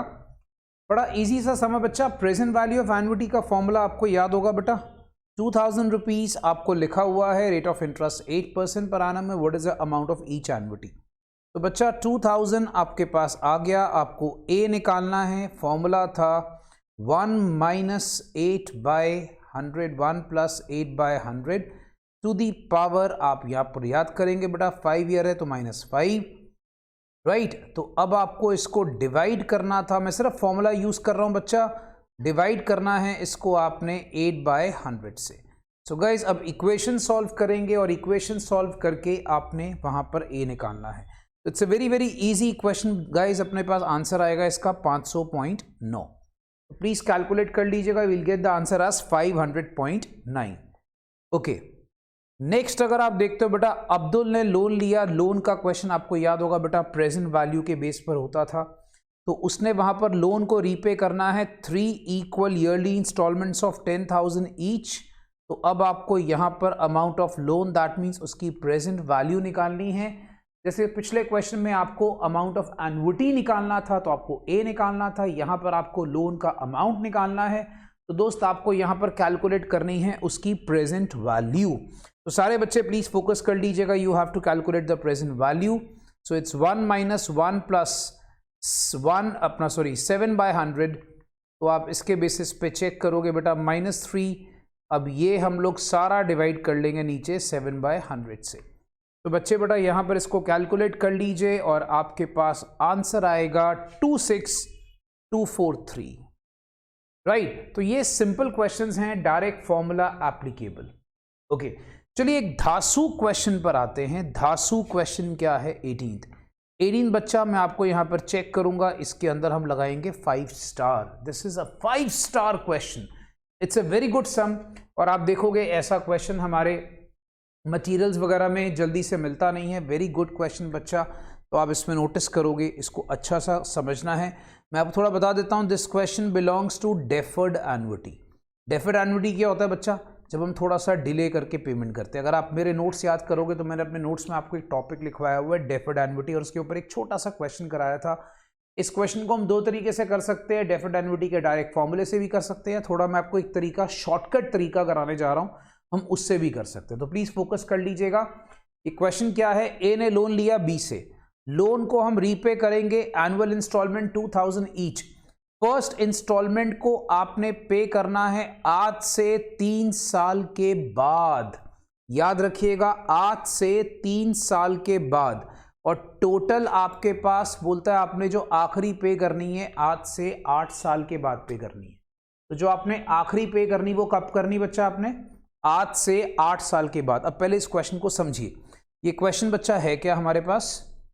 देखिए please, moving on to 18th question. देखिए जैसे फॉर एग्जांपल आपकी 8 इंस्टॉलमेंट्स है, लेट्स से 1 2 3 4 5 6 7 और 8। मान लीजिए टोटल 8 इंस्टॉलमेंट हैं, राइट। इसका लिख लेते हैं बच्चा, first instalment, second, third, fourth, 5th, 6th, 7th and 8th। अब आपने क्या करना है बच्चा? क्वेश्चन को ध्यान से पढ़िएगा। उसने जो इंस्टॉलमेंट पे करनी शुरू करनी है वो आपने करनी है यहां से। दैट मीन्स यहां से आप इंस्टॉलमेंट पे करनी शुरू कर रहे हो। तो आपने कुल मिलाकर अगर आप नोटिस करोगे वहां पर 6 किस्तों में लोन दिया। अगर आप नोटिस करोगे बच्चा, तुमने 6 इंस्टॉलमेंट्स में लोन देना है वापस। क्यों? तुम वहां पर लोन की जो रीपेमेंट है वो तुम वहां पर तीसरे साल से शुरू कर रहे हो। तो पहले 2 साल तुमने वहां पर कोई रीपेमेंट नहीं करी, तुमने तीसरे साल से शुरू करा, ये बात याद रखिएगा। सो हम एक काम करते हैं, पहले इस पीरियड की प्रेजेंट वैल्यू निकाल लेते हैं, ठीक है। Let's calculate the present value from this period. तो अगर आप इसको क्वेश्चन में चेक करोगे, लोन की इंस्टॉलमेंट आपने पे करनी है 2000 ईच। तो 2000 ईच आपने लोन की इंस्टॉलमेंट पे करनी है। 1 - 1 प्लस, अब आप देखोगे इसका रेट परसेंट है 8/100। सो 8/100 की पावर आ गई -6, उसके नीचे डिवाइड कर लीजिए 8/100 से। तो जब आप इसको कैलकुलेट करते हो भाई, तो ये आपके पास 3 से लेकर 8 तक, ये जब आप सारा कैलकुलेट कर लोगे यू विल गेट इज 9245.75। ये कितना आ जाता है भाई? 9245.75। अब बच्चा बोलेगा सर ये तो ऑप्शन गिवन है, इसको मार्क कर लेते हैं, 9246 गिवन है। नहीं बच्चा, रुक जाओ रुक जाओ, आपको क्या लिखा है? अगर आप क्वेश्चन चेक करते हो, तुमने ये तो अभी खाली कैलकुलेशन करी है। याद रखना दोस्त, ये जो कैलकुलेशन करी है ये खाली 3 से लेकर 8 ईयर्स तक की करी है। पहले 2 साल जो तुमने डिले करा, ऑब्वियसली जो पहले 2 साल डिले करा, ठीक है, तो ऑब्वियसली जो पहले 2 साल डिले करा मेरे बच्चा, तो उसका तुम्हारा ये जो अमाउंट है जो तुम रीपे कर रहे हो, देखो प्रेजेंट वैल्यू बेसिकली यहाँ पर आ रही है। इसका मतलब क्या हो गया कि this is the amount. So amount into principal 1 + i to the power n। सो आप इसमें नोटिस करते हो अमाउंट मेरे को पता लग गया, टोटल लोन का पैसा 9245.75। तो जो उसका प्रिंसिपल वैल्यू है, क्योंकि मुझे आज की लोन की वैल्यू बतानी है, ठीक है, आज की लोन की वैल्यू। सो मेरे पास ये आ जाएगा 1 + 8/100। अब ये जो पहले 2 साल है, मतलब टाइम कितना हो गया? 2। तो आप इसमें नोटिस करते हो जब मेरा ये कैलकुलेशन करूंगा, प्रिंसिपल निकालूंगा, तो I'll get the answer as 7927 approximately. दोस्त याद रखना, this is the basic part of deferred annuity.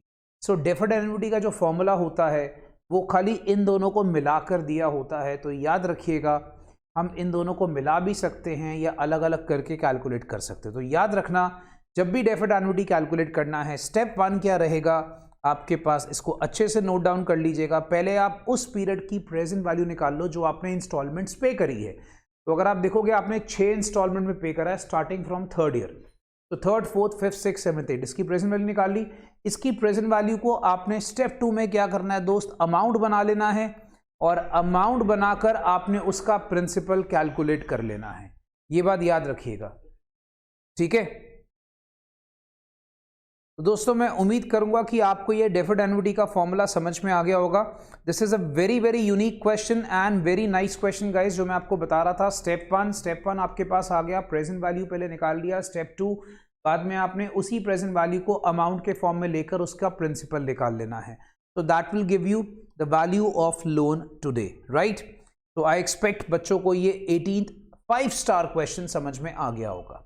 Moving on to बच्चा क्वेश्चन नंबर 19। क्वेश्चन नंबर 19 में आपको एनपीवी निकालना है।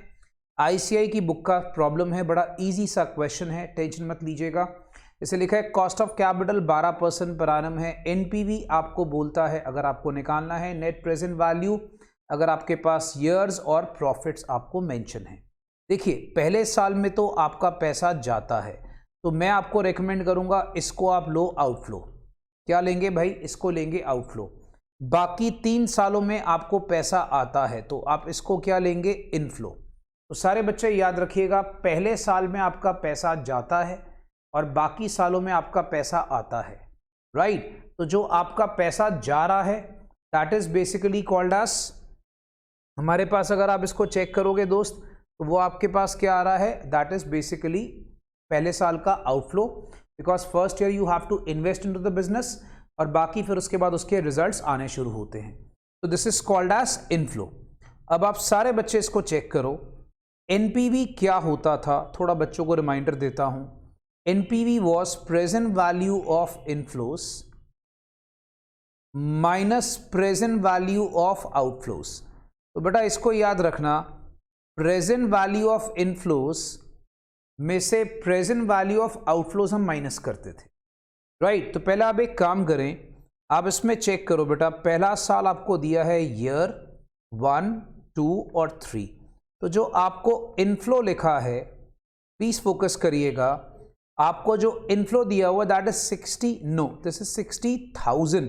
तो आप इसमें नोटिस करोगे, इसको कैलकुलेट करने का बड़ा अच्छा तरीका, 60,000, 40,000 और 50,000। दोस्त ये अच्छे से सीख लो बिकॉज ये तुम्हें सीए इंटरमीडिएट में भी काम आएगा, राइट। अब जब तुमने यहां पर इसका रेट परसेंटेज देखना है, तुम्हें लिखा है 12% कॉस्ट ऑफ कैपिटल है। मैंने आपको एक फंडा बताया था बेटा, क्या करते हैं, 1/1 प्लस आर की पावर n, सबसे अच्छा तरीका 1/1 प्लस आर की पावर n। सो यहां पर आप देखोगे 1/1 प्लस 12% दैट इज 0.12 की पावर 1, राइट। उसके बाद 1/1 प्लस 0.12 की पावर 2, 1/1 प्लस 0.12 की पावर 3। तो बच्चे इसके बेस पे चेक कर लो, right. So we will get this as inflow.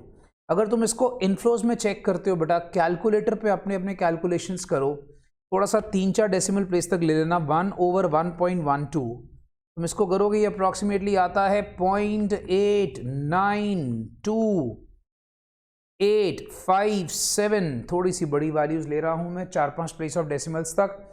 फिर हमने क्या करना बेटा, इसी को दोबारा से 1.12 से डिवाइड कर दो, इसी को दोबारा से 1.12 से डिवाइड कर दीजिए। याद रखिएगा, मैं एक बार आपको करके दिखा देता हूं। तो एक बार अपने अपने कैलकुलेटर्स निकाल लीजिए दोस्त।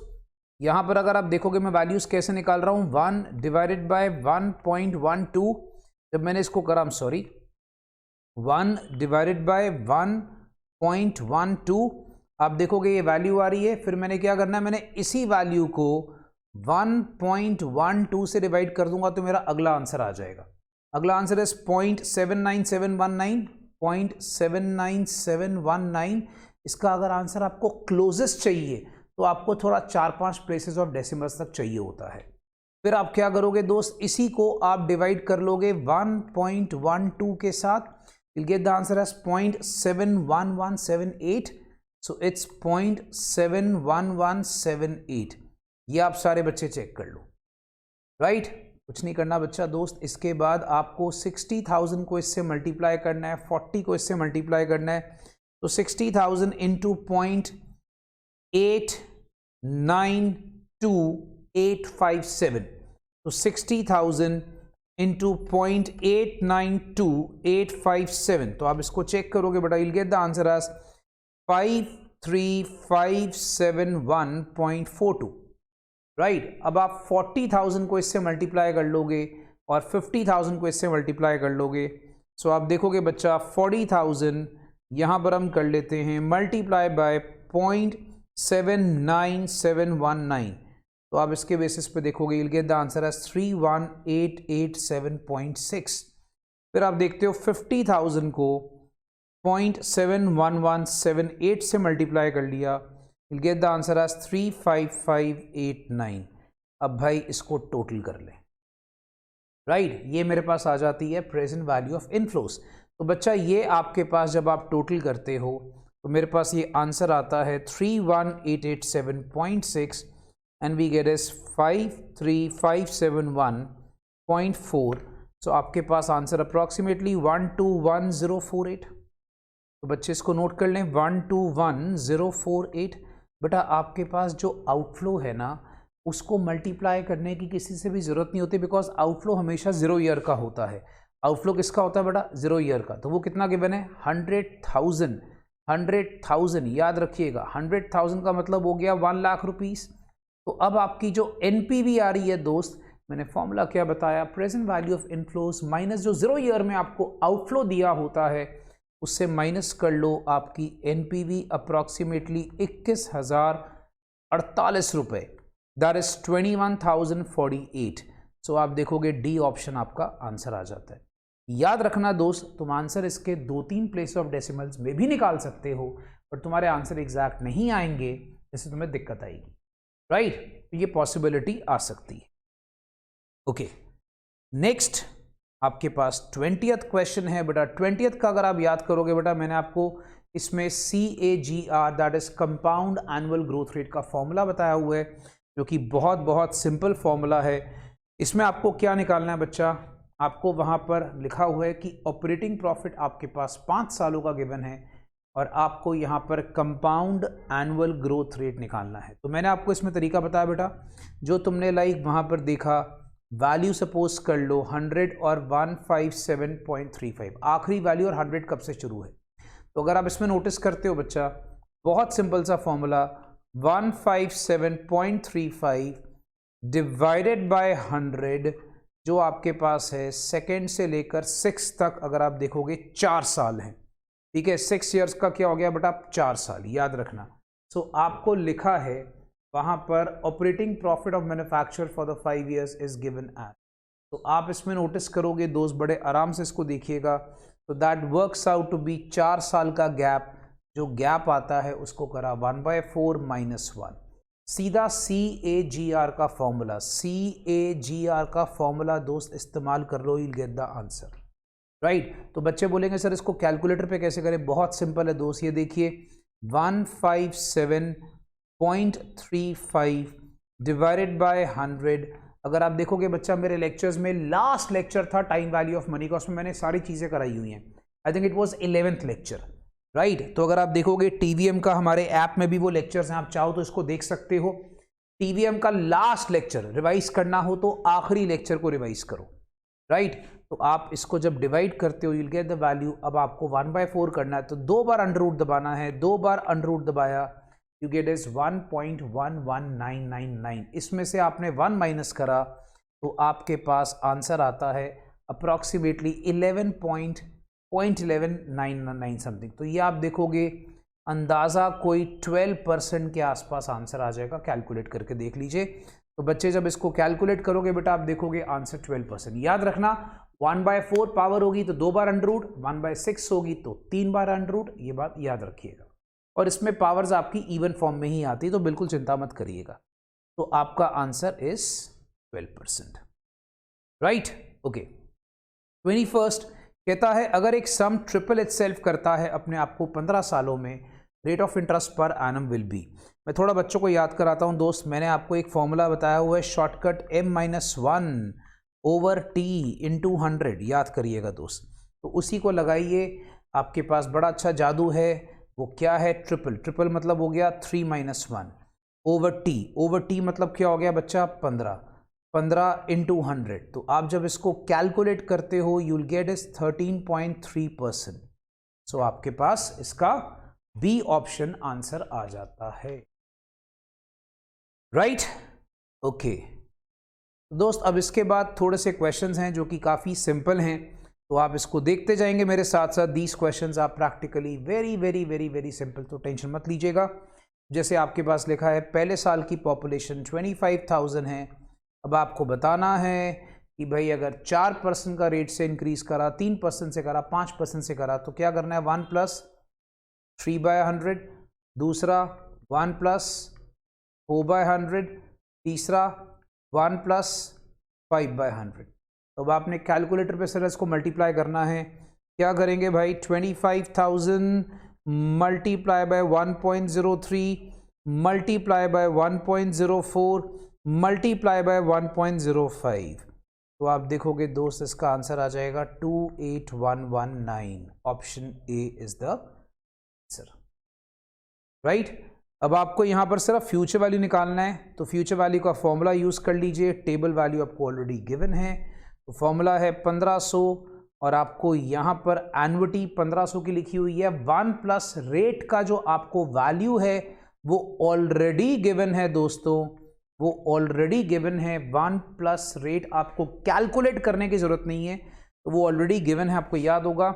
फॉर्मूला होता था 1 + r⁻n - 1। तो -1 को फिर आपने दोबारा से रेट से डिवाइड करना। रेट कितना बेटा? 10% है, तो 10% मतलब हो गया 0.10।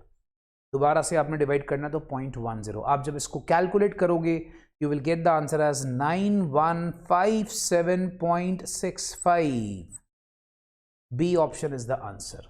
तो अब देखोगे ये सब क्वेश्चंस बहुत बहुत बहुत सिंपल है, और भगवान से दुआ करो कि भगवान ये सब क्वेश्चंस आए। आप देखोगे अगर हमने अभी तक कोई 23 क्वेश्चन करे तो 23 में से कुछ 4-5 क्वेश्चन ही टफ आते हैं, बाकी सारे क्वेश्चंस बड़े नॉर्मल से आते हैं। उसको हम टफ नहीं कह सकते, हम उसको ट्रिकी कह सकते हैं। The better word is tricky, not tough. Okay, तो हम इसको डिस्कस करेंगे बच्चा 24 को। इफेक्टिव रेट ऑफ इंटरेस्ट निकालना है। लो भाई, इफेक्टिव रेट निकालना है। फॉर्मूला होता है 1 प्लस, अगर आप याद कर लेंगे बच्चा, 7% कन्वर्टेड मंथली है तो 7/12 100⁻12 -1। तो याद करना 1 + i⁻n। अब यहाँ पर n आपके पास 12 हो जाएगा बिकॉज कन्वर्टेड मंथली है, तो आप इसमें चेक करोगे दिस विल बी 7.22%। कैलकुलेट कर लीजिए, आपका 7.22% आ जाएगा। ओके दोस्तों, इसके बाद अगर आप देखते हो सेम फंडा है। 25,000 को 2 साल के कंपाउंड में, पहले साल 4%, दूसरे साल 5%। तो ये बहुत सिंपल है बेटा, आपको अमाउंट निकालना है 25,000। 1 प्लस पहले साल 4% हो गया 4/100, दूसरे साल हो गया 5/100। आप इसके बेसिस पे चेक करते हो, 25,000 को मल्टीप्लाई कर लिया 1.04 into 1.05, that works out to be 27,300 rupees. लो भाई, आपके ये सारे क्वेश्चंस हैं तैयार। तो हमारे बच्चा बेसिकली 25 क्वेश्चन बिल्कुल आपके तैयार हो गए हैं। 25 क्वेश्चंस आर डन। हम आते हैं 26 पे, स्टार्टिंग विद परमुटेशन कॉम्बिनेशंस। अगर आप देखते हो एक बॉक्स में 3 पिंक कैप्स है, लेट्स से 3 पिंक कैप्स हैं। एक कलर आ गया पिंक, 3 है। एक कलर आ गया पर्पल, पर्पल के हमारे पास 2 हैं। एक कलर आ गया ऑरेंज, ऑरेंज के हमारे पास 4 कैप्स हैं। कितने वेज में आपने अरेंज करना है कि जो सेम कलर है वो एक साथ रहेगा? देखो, 3 पिंक कैप को एक साथ रखने के कितने तरीके हो गए बच्चा? 3 फैक्टोरियल। 2 पर्पल कैप को एक साथ रखने के 2 फैक्टोरियल। हम सिर्फ आगे पीछे कर सकते हैं। और ऑरेंज को एक साथ रखने के 4 फैक्टोरियल, बट मैं इनको तो आपस में इंटरचेंज कर सकता हूं बेटा, यस। तो इनको इंटरचेंज करने के वेज कितने हो गए बेटा, 3 फैक्टोरियल। तो पहले क्या आ गए, 3 2 4 फैक्टोरियल इंटू 3 फैक्टोरियल। तो बच्चे इसको कर लो बेटा, क्योंकि आप जब इसको टोटल करोगे यू विल गेट मल्टीप्लाई करके 1728। दोस्तों 1728 मेरा आंसर आ गया, राइट। अब नोटिस करोगे इनके लिए मैं बिल्कुल भी वहां पर पेज पे नहीं आ रहा, सारे क्वेश्चंस यहीं पे करता जा रहा हूं, because these questions are practically very very simple. Okay, अब जैसे ये है, मैं थोड़ा सा आपको फॉर्मूला याद कराता हूं। मैंने एक फॉर्मूला बताया बेटा, NCR is always equals to NCN minus R, right. तो अब आप मुझे बताइए, आपको दिया हुआ है 15C3 और 15C13। आप मुझे बताएं 15C13 को मैं 15 माइनस 13 भी लिख सकता हूं, 15C2 भी लिख सकता हूं, 15C13। पहले मैं सिर्फ 15C13 ले रहा हूं बेटा, 15C13, 15C13 को मैं कैसे लिख सकता हूं, 15C2। अच्छा, फिर हम एक फॉर्मूला और फॉलो करेंगे, याद करेंगे बेटा, NCR plus NCR minus 1 is always equals to N plus 1 CR, right. Using this formula, थोड़े से बच्चे फॉर्मूला याद कर लो, कॉम्बिनेशन के टाइम पे करे हुए हैं। तो NCR, अब अगर आप यहां पे देखोगे बेटा 15C3 प्लस 15C2, क्योंकि R माइनस 1 हो गया बच्चा 2, आप इसको नोटिस करें, R माइनस 1 इज योर 2, तो इसका आंसर क्या होगा, एक प्लस करना है 16C3, तो 16C3 आप देखोगे बच्चा A option is the answer, right. तो just use the formulas guys, nothing is there. अब जैसे 28 क्वेश्चन अगर आप देखते हो मेरे बच्चों, ध्यान से देखिएगा, 12 क्वेश्चंस के आंसर येस और नो, 12 क्वेश्चंस। मैंने आपको इसमें फॉर्मूला बताया हुआ है, अगर आपका येस या नो आता है, आपको पता है 2 चॉइस होती है, येस या नो, 2 की पावर 12, बात खत्म। कितने वेज में ये क्वेश्चन आंसर कर सकते हो, बात ही खत्म हो गई, 2 की पावर 12, क्योंकि तुम्हें पता है हर क्वेश्चन को तुम 2 वेज में आंसर कर सकते हो। 12 क्वेश्चन हो गया 2 into 2 into 2 into 2 into 12 bar, so that your answer is 4096। 4096 mark कर लीजिए बच्चा, राइट। ओके, अब यहां पर 3 प्राइजेस को आपने 3 स्टूडेंट्स को इक्वली डिस्ट्रीब्यूट करना है। अरे दोस्त, बहुत बढ़िया क्वेश्चन है यार, 3 प्राइजेस को 3 स्टूडेंट्स में इक्वली डिस्ट्रीब्यूट करना है। देखो डब्बा मेथड याद करो बच्चा, तुम्हारे पास वहां पर पहले स्टूडेंट को तुम 3 प्राइजेस दे सकते हो, दूसरे को तुम 2 दे सकते हो, तीसरे को तुम 1 दे सकते हो। तो अब आप मुझे बताएंगे बच्चा यहां पर कितने वेज बन गए, 6 वेज। बच्चा बोलेगा सर ये तो चिटिंग हो गई, ऑप्शन है नहीं। ऑप्शन है मेरे बच्चा, यहां पर एक्चुअली में 60 नहीं है, 6 वेज ही है, तो ये सी ऑप्शन है। याद रखना दोस्त, वहां पर आपके पास first prize can be distributed in 3 ways, then second prize can be distributed in 2 ways, and the last prize can be given by 1 way. तो वो 3 2 1 है। बच्चा इससे परेशान होगा, सर ऑप्शन गलत दी हुई है, चिंता मत करें, वो ठीक है, आपके पास आंसर वो 6 वेज है, राइट। ओके, उसके बाद आइए एक अच्छा सा क्वेश्चन करते हैं, इसको हम लगाएंगे सिर्फ 2 स्टार। 30th क्वेश्चन, तो 30th is a good one, we'll give 2 stars to this question. देखिए दोस्त, आपके पास क्या लिखा है, क्वेश्चन चेक कर लीजिए। Sum of the first 3 terms of AP is 18, ठीक है, and that of last 3 is 28। आपको लिखा है if AP has 13 terms, what is the sum of the middle 3 terms. अब इस क्वेश्चन को बच्चा हम लिखेंगे, ध्यान से देखना बच्चा। Moving into the copy part, please focus करिए। आपके पास टोटल n कितना लिखा हुआ है, 13, क्योंकि आप देखेंगे टोटल n, क्योंकि आपको लिखा है if the AP has 13 terms, ठीक है। सो अब आपको पहले देखना है सम ऑफ फर्स्ट 3 टर्म्स। अगर मैं 3 टर्म्स की बात करूं तो मेरे पास कितनी आ रही है, 18। प्लीज फोकस करिएगा, सम ऑफ फर्स्ट 3 टर्म्स इज 18। सो 18 का मतलब हो गया 3A plus 3D is equals to 18।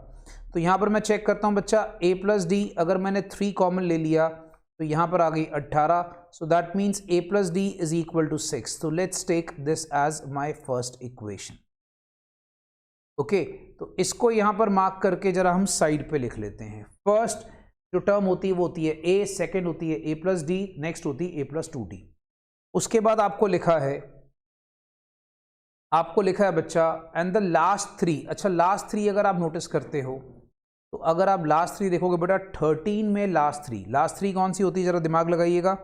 आपके पास अगर हम लास्ट 3 टर्म्स बोलें तो वो आपके पास कौन सी हो जाएगी बच्चा, जैसे फर्स्ट 3 टर्म्स तो हो गई ना, T1 plus T2 plus T3, तो लास्ट 3 अगर हम बात करें तो वो हो जाती है आपके पास T10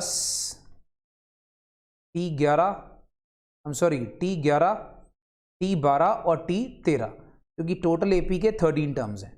तो आप इसमें नोटिस करोगे बच्चा T11 T12 और T13, लास्ट 3 टर्म्स का सम आपको 28 लिखा हुआ है, ठीक है। तो आप इसमें नोटिस करोगे भाई, तो ये मेरे पास हो गया a plus 10d applying the formula, ये हो गया बच्चा a plus 11d applying the formula, और ये हो गया a plus 12d applying the formula, that is 28। इसको जब मैं सॉल्व करता हूं, this works out to be 3a plus 33d is equals to 28, taking 3 as common, a plus 11d is equals to 28। तो चलिए अब हमारे पास ये आ गई equation number 2।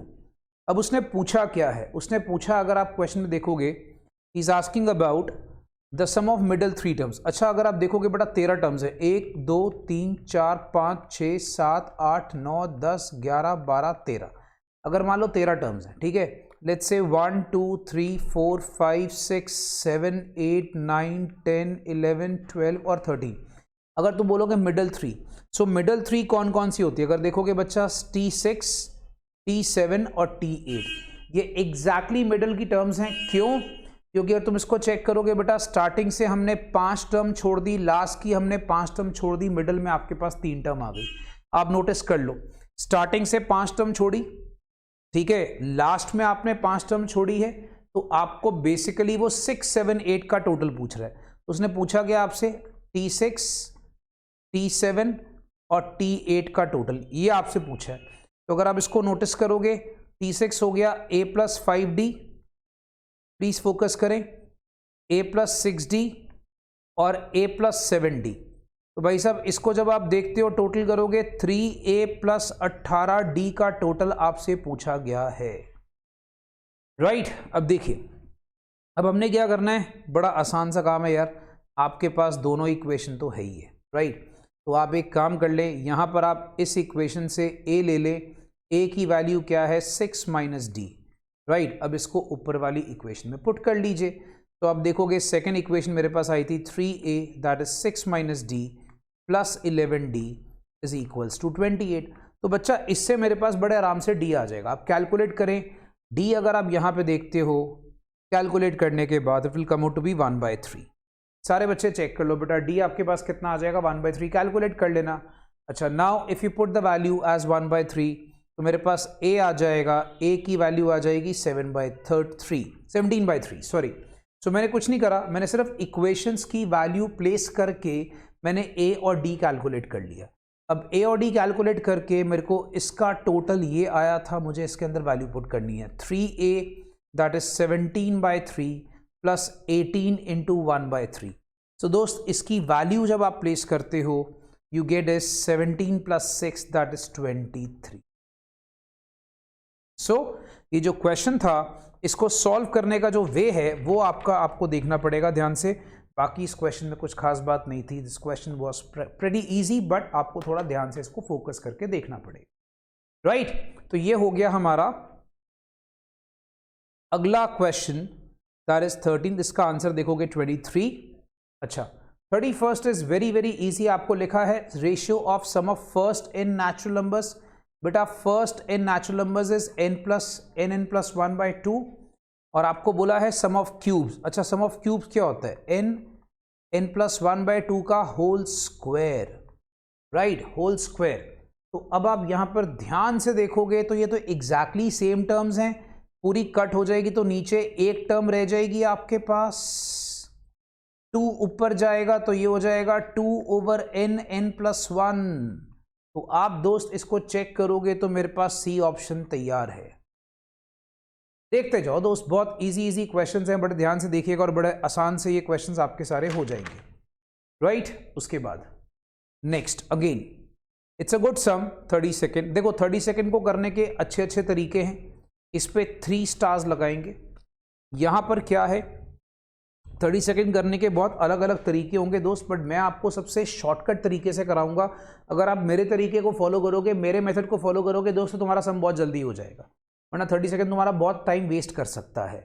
Some of terms of AP is 2n square. Fifth term is, आपको fifth term निकालनी। देखिए पहली बात आपको लिखा है sum of terms is 2n square. आप एक काम करिए, let's say sum of first term. First term क्या हो गया, फर्स्ट टर्म आप लोगो 2। Suppose sum of second terms, second terms अगर आप लोगे तो बच्चा आपके पास क्या आ गया, ये आप इसको चेक कर लीजिए। 2 का स्क्वायर, तो n को 2 लिया, आपके पास यहां पर कितना आ गया 8। ठीक है, लेट्स से अगर मैं कहता हूं sum of third term, sum of third term लिया तो बच्चा आपके पास क्या आ गया 3 का स्क्वायर। तो 3 का स्क्वायर आप इसको नोटिस करोगे तो this works out to be 18।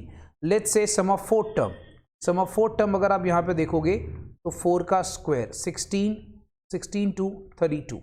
आप इसके बेसिस पे चेक कर लीजिए। इसी तरीके से sum of fifth term, fifth term तक मैं जाऊंगा बिकॉज मुझे फिफ्थ टर्म पूछी है। 2 इंटू 5 का स्क्वायर, तो that works out to be 50। अब अगर आप यहां पे देखते हो, आपको पता है जो एपी का गैप होता है, ये देखिए सम का गैप, सम का गैप वो आपका nth टर्म होती है। nth टर्म का एक फॉर्मूला होता है, that is sum of n और sum of n minus 1 terms. अगर बच्चों को ये बात नहीं याद है तो इसको नोट्स पढ़ के याद करो दोस्तों, में नोट्स में लिखवाया हुआ है, राइट। तो अब तुम्हें अगर nth टर्म निकालनी है तो 8 माइनस 2, अगर सपोज पहली टर्म 2 हो गई तो 8 माइनस 2 क्या हो गई 6 टर्म। फिर अगर आप देखोगे बच्चा 18, ये कितनी हो गई 10। फिर यहाँ देखोगे 32 और 18 का गैप, आप ऑटोमेटिकली नोटिस करोगे 14। फिर आप देखोगे बच्चा यहाँ पर क्या हो गया दोस्त, आप देखते जाओ बच्चा, आपके पास यहाँ पे गैप कितना हो गया 18। आप देखोगे 4 का अपने पास गैप आ रहा है। देखिए एपी सीरीज बन रही है और 4 का गैप आ रहा है, एपी सीरीज बन रही है 4 का गैप आ रहा है। तो आपको पूछा क्या था, फिफ्थ टर्म कौन सी है, फिफ्थ टर्म 18 है, मेरा 18 आंसर आ गया, राइट। तो इसमें फॉर्मूला लगाना है nth टर्म का, that is sum of n terms minus sum of n minus 1। तो बच्चा इस तरीके से करोगे तुम्हारा क्वेश्चन बहुत आसानी से और बहुत ही रैपिड तरीके से हो जाएगा, otherwise this question is gonna take lot of time. Okay, अच्छा आगे देखिए, the number of words that can be formed out of the letters of the word article so that vowels occupy even places. लो भैया simple सा question हो गया, vowels को even places पे ऑक्यूपाई करना है। बहुत सिंपल है बेटा, वॉवल्स इसमें हो गए ए आई ई। अच्छा अगर ए आई ई छोड़ दें तो बाकी हमारे पास है वहां पर आर टी सी एल, ये हमारे हो गए कंसोनेंट्स, याद रखिएगा। अगर तुम देखोगे article A R T I C L E 7 letters होते हैं, आप चेक कर लो बेटा, 1 2 3 4 5 6 7। अच्छा अब इवन प्लेस हो गई ये सेकेंड वाली, ये फोर्थ वाली और ये सिक्स्थ वाली। अब अगर तुम दिमाग लगाते हो दोस्त, इवन प्लेस तुम्हारी कौन सी हो गई, सेकेंड फोर्थ एंड सिक्स्थ। अब तुम्हें पता है बच्चा, वॉवल्स को प्लेस करने के तुम्हारे पास 3 फैक्टोरियल वेज हैं और बाकी तुम्हारे पास वेज किसके हैं बच्चा, बाकी लेटर्स के, कितने 4 फैक्टोरियल। तो 3 factorial into 4 factorial, this will give you 144। So 144 is your answer. सारे बच्चे बेटा इसको साथ साथ चेक करते जाओ, ध्यान से देखो and you will get your answer. Okay, set theory दोस्त, एक और इजी टॉपिक। आपको Z बोलता है यूनिवर्सल सेट है, आपको n ऑफ A लिखा है 300, n ऑफ B लिखा है 400, n of A intersection B दिया है 200 और आपको लिखा है n of A intersection A complement intersection B complement is equal to 400। अब आपको Z निकालना है, Z मतलब हो गया आपको टोटल निकालना है। देखो सारे बच्चों को पहले मैं बता देता हूं, अगर हम यहां पर एक डी मॉर्गन्स लॉ लगाते हैं कि n of A complement intersection B complement is always equals to n of Z, Z means universal सारा टोटल, ठीक है। तो ये हमारे पास क्या होता है, minus n of A union B। Basically क्या होता है, डी मॉर्गन लॉ आपको कहता है कि n of A union B का कॉम्प्लीमेंट, तो A यूनियन B का जो कॉम्प्लीमेंट होता है that is n of Z minus n of A union B, right. तो आप डी मॉर्गन्स लॉ लगा सकते हो इसके अंदर। तो अब आप यहां पे चेक करोगे बच्चा, मेरे पास एक प्रॉब्लम है, मेरे को अगर एन ऑफ जेड निकालना, मुझे ए यूनियन बी चाहिए। अब बच्चे याद करो दोस्त, n of A union B का एक फॉर्मूला होता था n of A plus n of B minus n of A intersection B. तो मैं उनकी वैल्यूज प्लेस कर देता हूं, मुझे तीनों की वैल्यू गिवन है, ठीक है। N of A, n of B plus minus n of A intersection B. So 300, 400, 700, 700 minus 200 is 500। तो मेरे पास अब इसकी वैल्यू गिवन है बेटा 400। अब मैं वैल्यू को वापस यहाँ प्लेस कर रहा हूँ, देखिए 400 गिवन है is equals to N of Z निकालना है बच्चा, minus A union B is 500, therefore we say N of Z is equals to 900। सो मेरा 900 इज द आंसर। तो बच्चे प्लीज चेक कर लें फॉर्मूला, अगर तुम्हें याद है दोस्त तो फिर तो टेंशन ही कुछ नहीं है। Formula D Morgan's law use करा और उसके थ्रू हमने क्वेश्चन कर लिया बड़े आसानी से। तो use De Morgan's law. Okay, next अगर आप देखते हो, number of group of students 80 can speak Hindi, okay, 60 can speak English, English आ गया 60, 40 can speak both. So we say बेटा हम लोग यहाँ पर लेते English intersection Hindi, that is 40। आपको नंबर ऑफ स्टूडेंट्स निकालने, बेटा नंबर ऑफ स्टूडेंट्स का मतलब हो गया आपके पास टोटल स्टूडेंट्स, टोटल हो गए हिंदी यूनियन इंग्लिश। तो सीधा फॉर्मूला यूज करेंगे A B minus A intersection B. So आप इसमें चेक करोगे बेटा, आपके पास आंसर क्या आ गया 100, सीधा, राइट। ओके, बाकी आप देखोगे सारे क्वेश्चंस बहुत सिंपल सिंपल से हैं। जैसे ये आपको GOF3 निकालना है, फोकस करिएगा प्लीज। पहले मैं क्या करूंगा बेटा, इसके अंदर मैं 3 का फंक्शन प्लेस करूंगा। तो आप इसमें नोटिस करोगे जो मुझे वैल्यू लिखी हुई है यहाँ पर 3 का फंक्शन, यहाँ पर जब मैं प्लेस करता हूँ 3 स्क्वायर माइनस 1, मतलब x के बदले 3 प्लेस करा, x के बदले 3 प्लेस करना मतलब 3 स्क्वायर माइनस 1। अब याद करो 3 स्क्वायर माइनस 1 क्या हो गया 8। तो अगर आप यहाँ पे रेफ में चेक करना चाहते हो F3 क्या होता है बेटा 3 स्क्वायर माइनस 1। सो आंसर क्या हो गया 8, 8 आ गया। अब मेरे को यहाँ पर ये 8 2x प्लस 3, सो 2x प्लस 3 मतलब हो गया 2 इंटू 8 प्लस 3। तो वी से 16 प्लस 3 इज 19, राइट। ओके, उसके बाद सारे बच्चे चेक कर लो बेटा 37th कैलकुलस का क्वेश्चन है भाई। बड़ा सिंपल सी एक प्रॉपर्टी होती थी, बच्चों को थोड़ा प्रॉपर्टी याद करा देता हूं। इंटीग्रेशन ऑफ a की power x dx was always a की power x over log a plus c।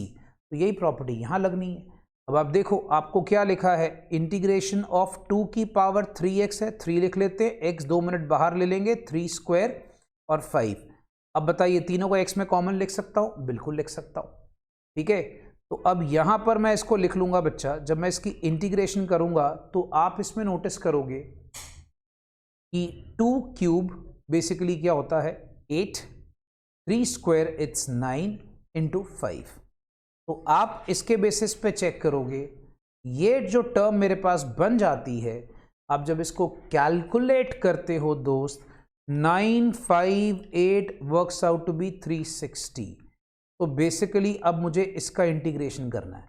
सो 360 की power x over log 360 plus c। अब 360 को ही मैंने एक्सपैंड करके लिखा था, तो बच्चा मेरा ये आंसर आप देखो मैच करता है। मैंने 360 को ही एक्सपैंड करके लिखा था, सारे बच्चे चेक कर लो, 2 की पावर 3x, 3 की पावर 2x, 5 की पावर x, मेरे पास आंसर आ गया, राइट। इसके बाद बच्चा मार्जिनल कॉस्ट देखो, बच्चा मैंने आपको क्लास में बताया हुआ है, मार्जिनल कॉस्ट अगर आपको क्वेश्चन में गिवन है ना, सारे बच्चे याद रखना, मार्जिनल कॉस्ट क्या होता है, डेरिवेटिव ऑफ टोटल कॉस्ट, ठीक है। अब जैसे आपको अगर मार्जिनल कॉस्ट गिवन है और आपको टोटल कॉस्ट निकालना है, तो इंटीग्रेशन ऑफ मार्जिनल कॉस्ट जो होता है अगर आप करते हो तो वो ऑटोमेटिकली टोटल कॉस्ट आ जाती है। हमेशा ये बात याद रख लो, ठीक है। तो मार्जिनल कॉस्ट बेसिकली आपके पास क्या होता है, डेरिवेटिव ऑफ टोटल कॉस्ट। तो अगर मेरे को अगर वहाँ से मार्जिनल कॉस्ट से टोटल कॉस्ट निकालनी है तो मैं इंटीग्रेशन कर दूंगा तो मेरा आंसर आ जाता है। सो कहने का मतलब ये हो गया कि अगर मेरे को सपोज कर लीजिए 8 प्लस 6x लिखा है, याद रखना 8 प्लस 6x लिखा है, तो मैं यहाँ पर जब इसका इंटीग्रेशन करूँगा that will B 8x plus 6x square by 2। तो मेरे पास यहाँ पर बच्चा टोटल कॉस्ट कितना आता है, अगर आप यहाँ पे देखोगे तो that will B 8x plus 3x square. ये टोटल कॉस्ट आ गई। इसको आप अपना अच्छे से नोट कर लें बेटा, ठीक है। सो आप इसमें नोटिस करते हो हमारे पास बच्चा क्वेश्चन के अंदर आ गया 8 plus 6x, right.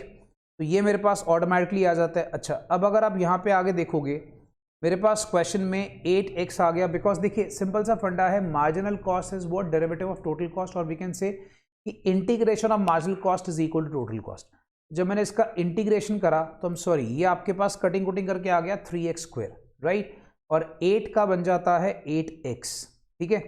I hope it's clear. अगर हम आगे देखते हैं बच्चा रेवेन्यू अगर आप देखोगे बेटा मार्जिनल रेवेन्यू आपको लिखा हुआ है, ठीक है, ये मार्जिनल रेवेन्यू लिखा है। तो अगर आपको सेम फंडा है, अगर आप इंटीग्रेशन ऑफ मार्जिनल रेवेन्यू कर लेते हो आपके पास टीआर आ जाता है, राइट, रिवर्स ऑर्डर में चलना है।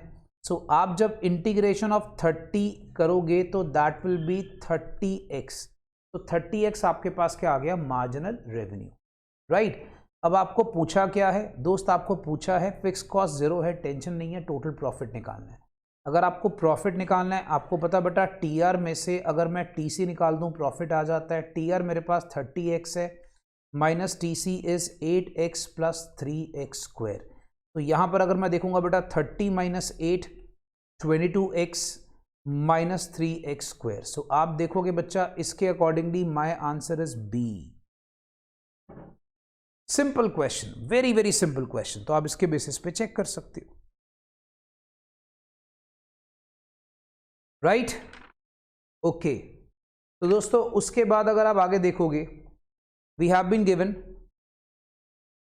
39 ऑब्वियसली आपके पास वहां पर एक छोटा सा मिसप्रिंट है क्वेश्चन के अंदर, तो वो क्वेश्चन बच्चा आपके पास कंप्लीट नहीं है। तो बच्चे बेटा उस क्वेश्चन को हम लोग लाइक अभी थोड़ी देर के लिए लीव आउट कर देते हैं, हम 40th पे आ जाते हैं, राइट। सो अब यहाँ पे देखोगे क्वेश्चन सारा उसका मिसप्रिंट है, छोड़ दीजिए कोई बात नहीं, आप 40th पे आ जाइए।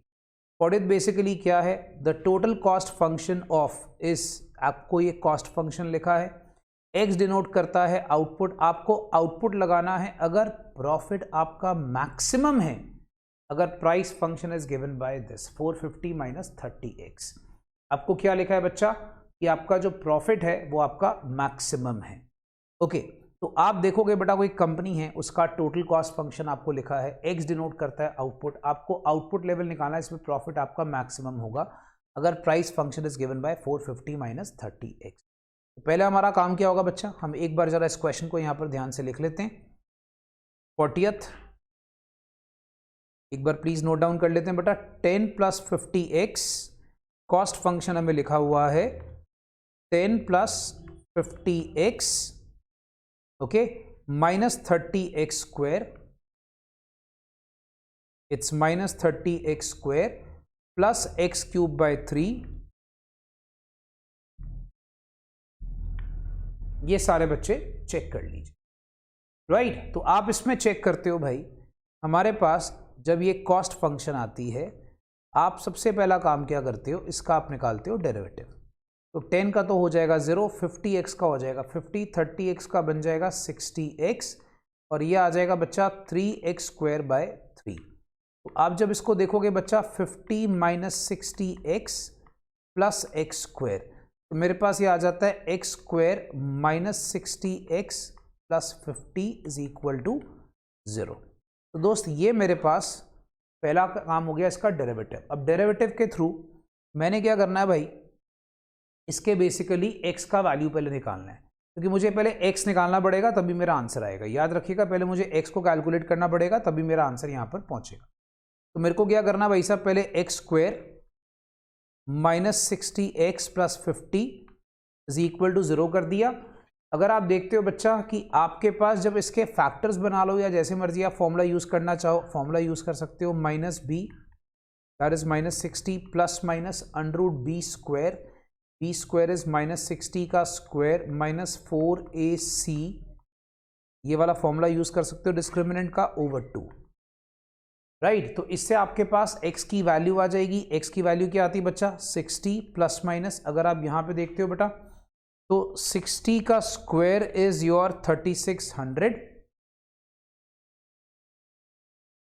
ठीक है। सो 3600 अगर आप यहां पे देखते हो बेटा 60 का स्क्वायर और 4 इंटू 50 आप देखोगे बच्चा आपके पास यहां पर आ गया 200, क्योंकि आपको पता है बेटा 4AC, राइट, 4AC जब आप करते हो तो वो आ जाता है 200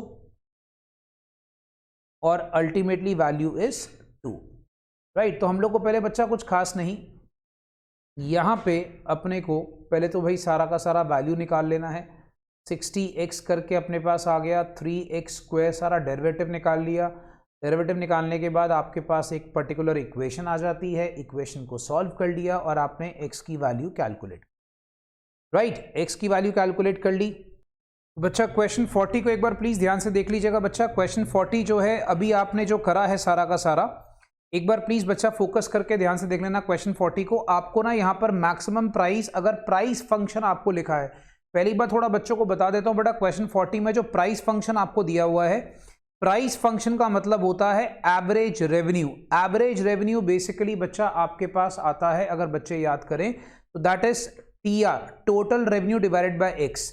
तो अगर सपोज कर लीजिए मुझे वहां पर TR निकालना है तो मुझे यहां पर इसको x से मल्टीप्लाई करना पड़ेगा। तो सारे बच्चे प्लीज 40th यहां से नोट कर लीजिएगा। सो जो प्राइस फंक्शन है उसको यूटिलाइज करना है। TR आपके पास आता है 450x minus 30x square, right. सो ये आपके पास आता है 450x minus 30x square is TR। TC question में गिवन है, आपको मैक्सिमम प्रॉफिट पूछा है। अगर आप क्वेश्चन चेक करोगे दोस्त, आपके पास मैक्सिमम प्रॉफिट पूछा है। प्रॉफिट बेसिकली होता है TR माइनस TC। सारे बच्चे याद रखना, प्रॉफिट बेसिकली क्या है बच्चा, profit is TR minus TC। सो अगर आप देखोगे बच्चा जो TR हमारे पास है वो ये रहा, ये मैंने लिखा है बच्चा। TC के मैंने सारे साइंस चेंज कर दिए, क्योंकि जब आप TC को माइनस करोगे सारे साइंस चेंज हो जाएंगे। आप अपने सामने सोल्यूशन देख सकते हो, जब आप TC को माइनस करोगे बच्चा आपके सारे साइंस चेंज हो जाएंगे। सो आप यहां पे देखोगे TR माइनस TC करने के बाद ये वैल्यू बच जाती है। आपको प्रॉफिट को मैक्सिमा करना है, मैक्सिमा के लिए पहले आपको डेरिवेटिव निकालना पड़ेगा। डेरिवेटिव जब आप निकालते हो 400x का आ जाता है 410 का आ जाएगा 0x क्यूब का आ जाएगा 3x square by 3। Then this 3 is cancelled, हमारे पास लास्ट में रह जाता है 400 माइनस x स्क्वायर। बच्चा इसमें आप x की वैल्यू कैलकुलेट करोगे तो x का आंसर आ जाएगा 20। Once we get x as 20, अगर आपके पास एक बार अगर x 20 आ गया तो सारे बच्चे इसको नोट कर लेना कि आपके पास अल्टीमेटली डबल डेरिवेटिव जब आपने निकाला, इसी का आप डबल डेरिवेटिव निकालते हो, that works out to be minus 2x। आपने x की वैल्यू पुट करी तो हमारे पास double derivative is negative, and as you know that when double derivative is negative we get the maxima value. तो what is a maxima value, जिसमें आपके पास x 20 होगा तो value becomes maxima. So x 20 होगा, वैल्यू बिकम्स मैक्सिमा, तो your answer is D option.